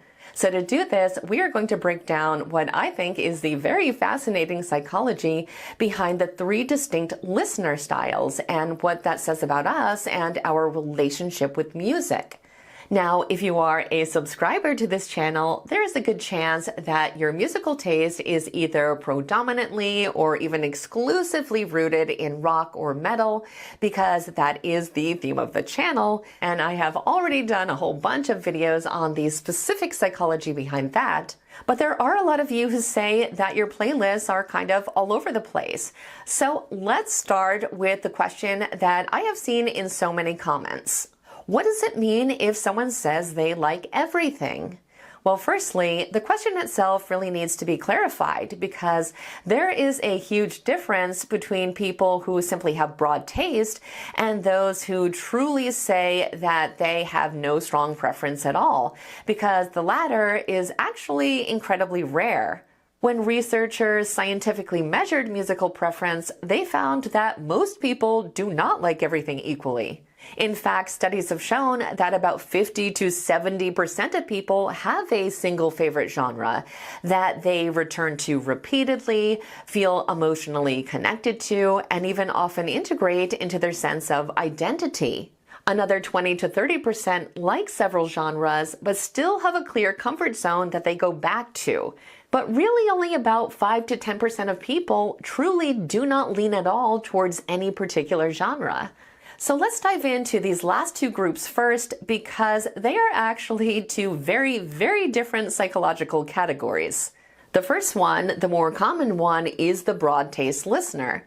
These people genuinely do enjoy a wide variety of genres, but they still have subtle preferences, and they usually have a go-to style of music that they return to when they're not sure what to play.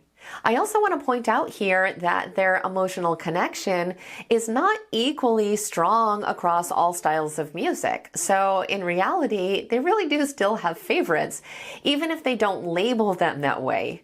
So what might that say about the type of person they are? Well, research shows that there's actually several psychological traits that are the biggest predictors of someone having genuinely broad musical taste. The first is openness to experience. People high in this trait enjoy novelty, appreciate complexity, and are willing to explore different sounds, which explains why they feel so comfortable sampling a variety of genres.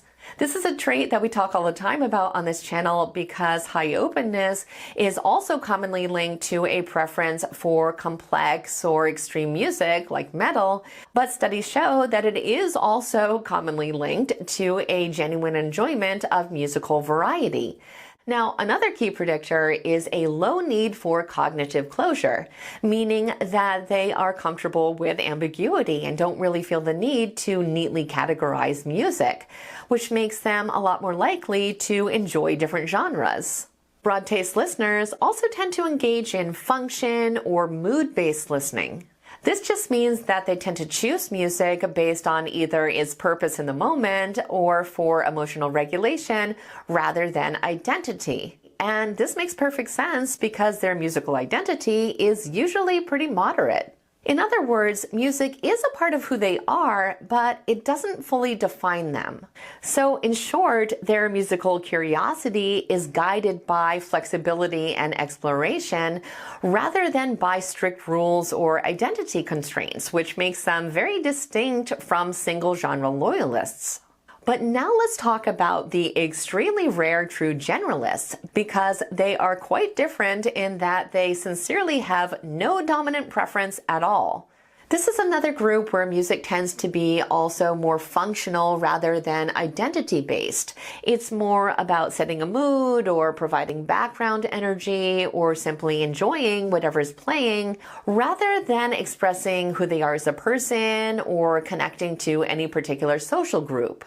Psychologically, true generalists do share a lot of traits with broad taste listeners, like a low need for cognitive closure and high perceptual openness, but maybe even more so because they are unusually tolerant of almost any musical style. And because they have very low genre identity, they also have even lower attachment to musical rules and labels.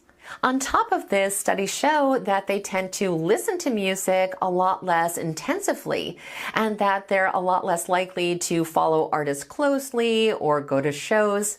They can, of course, still have a relationship with music, but it's often shallower than other music listeners who tend to be much more invested emotionally, socially, and cognitively. So again, it's not that they don't like music, it's just that it doesn't play a defining role in their lives. I think most of the time when people say that they like all genres, they in reality are probably much more of a broad taste listener, and they probably do have a lot more preferences than they think. But that's not to say that true generalists don't exist. They certainly do, as do people who do not like music at all, which, believe it or not, does make up about 3 to 5% of the population.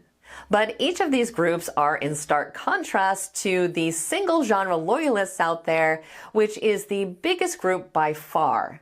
This group often experiences their favorite music as more than just sound.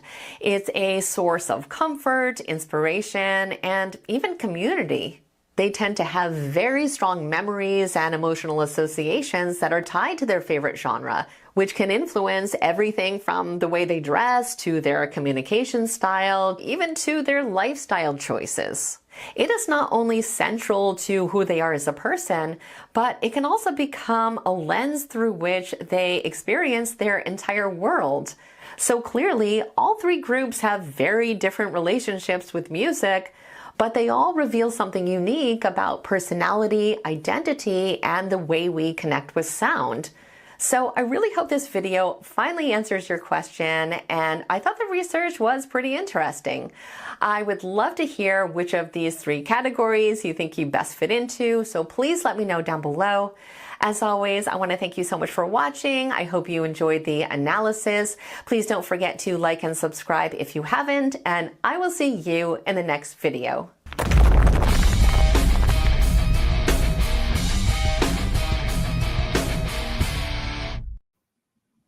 Nice. Have liked and subscribed. Absolutely. And I do stand corrected. I am not a, I do like all styles of music, but I am definitely strong preference towards rock or classic rock. And the way she explained it and broke it down, there are times where I listen to music as a musician, and I'm listening for music that I might be inspired by or want to do because it's in my wheelhouse. And being what we are here and how we hear so much different music from different genres under Angified, I'm also a listener. I'm as much an appreciator of music in that sense as I am a musician listening for ideas on something to make music. Yep. And stuff like Fish, for example, is stuff that I listen to, as you were saying, music for musicians is the way I always look at Fish, Yeah. where, there are not a lot of people who really like Fish who, aren't that into music, that kind The of thing. the jam bands tend to have like musician fans because you get to hear all this experimentation, and that's why jazz like tends to appeal to other musicians. And bonus points, Lena, for the Rush shirt Oh yeah, because yeah, for that's sure. a band that yes, the average listener loves them, but the musicians appreciate them. Oh yeah, I think I saw Rush 3 or 4 times over the years. I never Saw the Grateful Dead 3 or 4 times, or maybe actually more, probably over a never dozen. got to see him live, but man, I would have loved to. Yeah, it was definitely, a long time ago. Yeah, and they just got a new drummer, which I never thought you could replace Neil Peart, but oh boy, they might have. Yeah, I saw. I didn't actually watch the clip, but I saw a clip of the replacement drummer playing something, and they were saying, she just killed it. I was like, nice. She's incredible. Yeah, nice. And Nina, you are incredible too. I love the psychological analysis of music, especially something like this, where the listeners, fans come from different directions when it comes to music, and I notice a lot of artists have expectations of what their fans are supposed to be. It's like an artist trying to say, I'm this genre, and the fan saying, no, you're this genre. It is the listeners and the fans who end up deciding that first and foremost, but it's nice when it jives with the artist's expectations. For sure. And a lot of times, some artists don't like to be put in a box, like if you're going to be making That's songs that that's have, what she some was. kind of Latin rhythms and this and rock aspects, like, maybe you'd want to be considered in each of the places you would find rock music or Latin music or whatever. But, what would you put as the label on your thing to go put it in a bin in the store, right? Do you want to Yeah. be locked in this box or that box? When you went into a record store when you were a kid, I remember those too. which aisle did you go to, and It was always rock. which Yeah, ones yeah. were you flipping? She nailed me when she said, like, if you're coming to this channel, you probably have a rock foundation. Yeah. And Or metal. Yeah. Yeah. And you can tell by the visuals. Yes, rock and metal were heavy there. I also love the guitars. Love the guitars behind her there. Excellent. A lot of strats back there. PRS, I think, on the other side. It's good stuff. Yeah, I think starting with rock. Well, I mean, I did start technically with classical before I got totally into rock. Thank Ozzy for that. Um, Classical was my initial groove.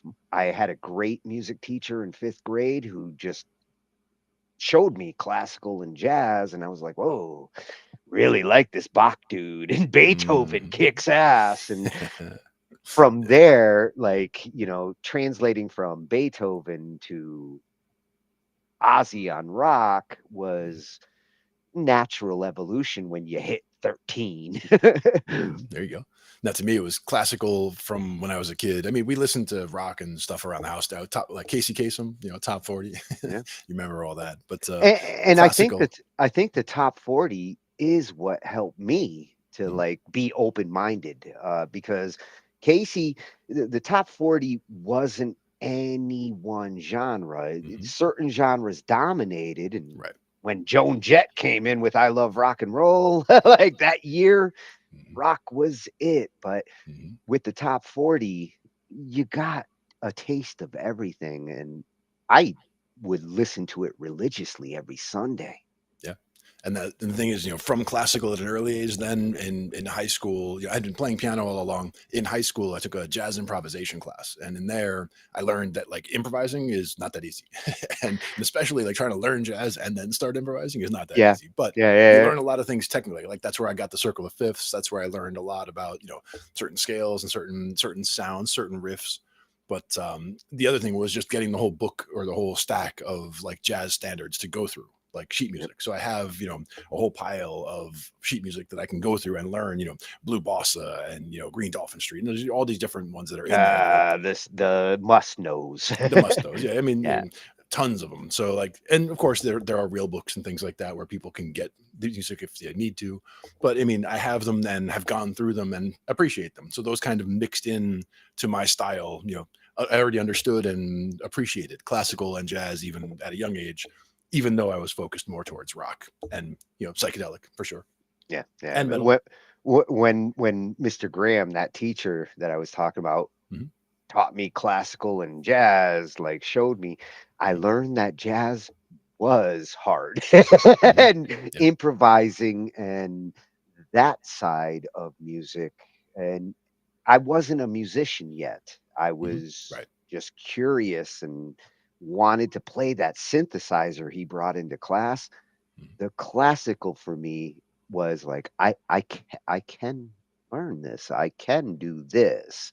Jazz, I'm still like trying to soak up and understand, but listening to it, I have no problem listening to it and enjoying its complexity. Yeah.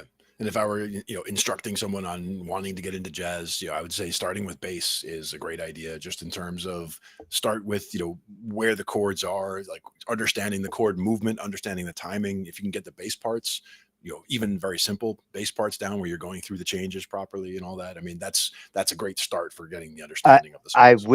I wish there was a part of me at that age that wanted to be a drummer. I mean, when I was really young, I actually did do the pots and pan things, and my mom said no. But I wish that I had that drummer's like mentality at that 5th grade age, because I might have gone towards jazz instead of classical if I wanted to like bang sticks. Sure. Hitting the Jazz keys, drums looks like fun. Yeah. classical was like the more obvious choice if you're gonna hit keys. Exactly. Well, we do love psychology for sure. Both of my parents were psychologists, so I appreciate psychology more than most for sure. Yes, he's a psychology baby. Yeah. Awesome Big baby job, at that. Nina. Awesome job. Definitely. Yeah, that. I can't see you, Glenn. Much better. That was a nice wide range of technology, some awesome tools. I'm definitely going to be checking out that converter. Oh, for sure. And I'm glad I now understand why I'm so open-minded when it comes to these genres.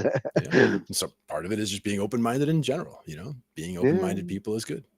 I don't feel like a freak. Excellent. It's one of the songs that we do is Freak Like Me. That's a fun one. Yeah. See, I always think the freaks come out at night. That's the why. That's why I stay up every night. I think on that one, it was one that the 80s band would do, and the bass player would be nailing those bass parts, but also had a vocoder in order to do like the freak, like I do like a whole voice modulated part there. It's fun stuff.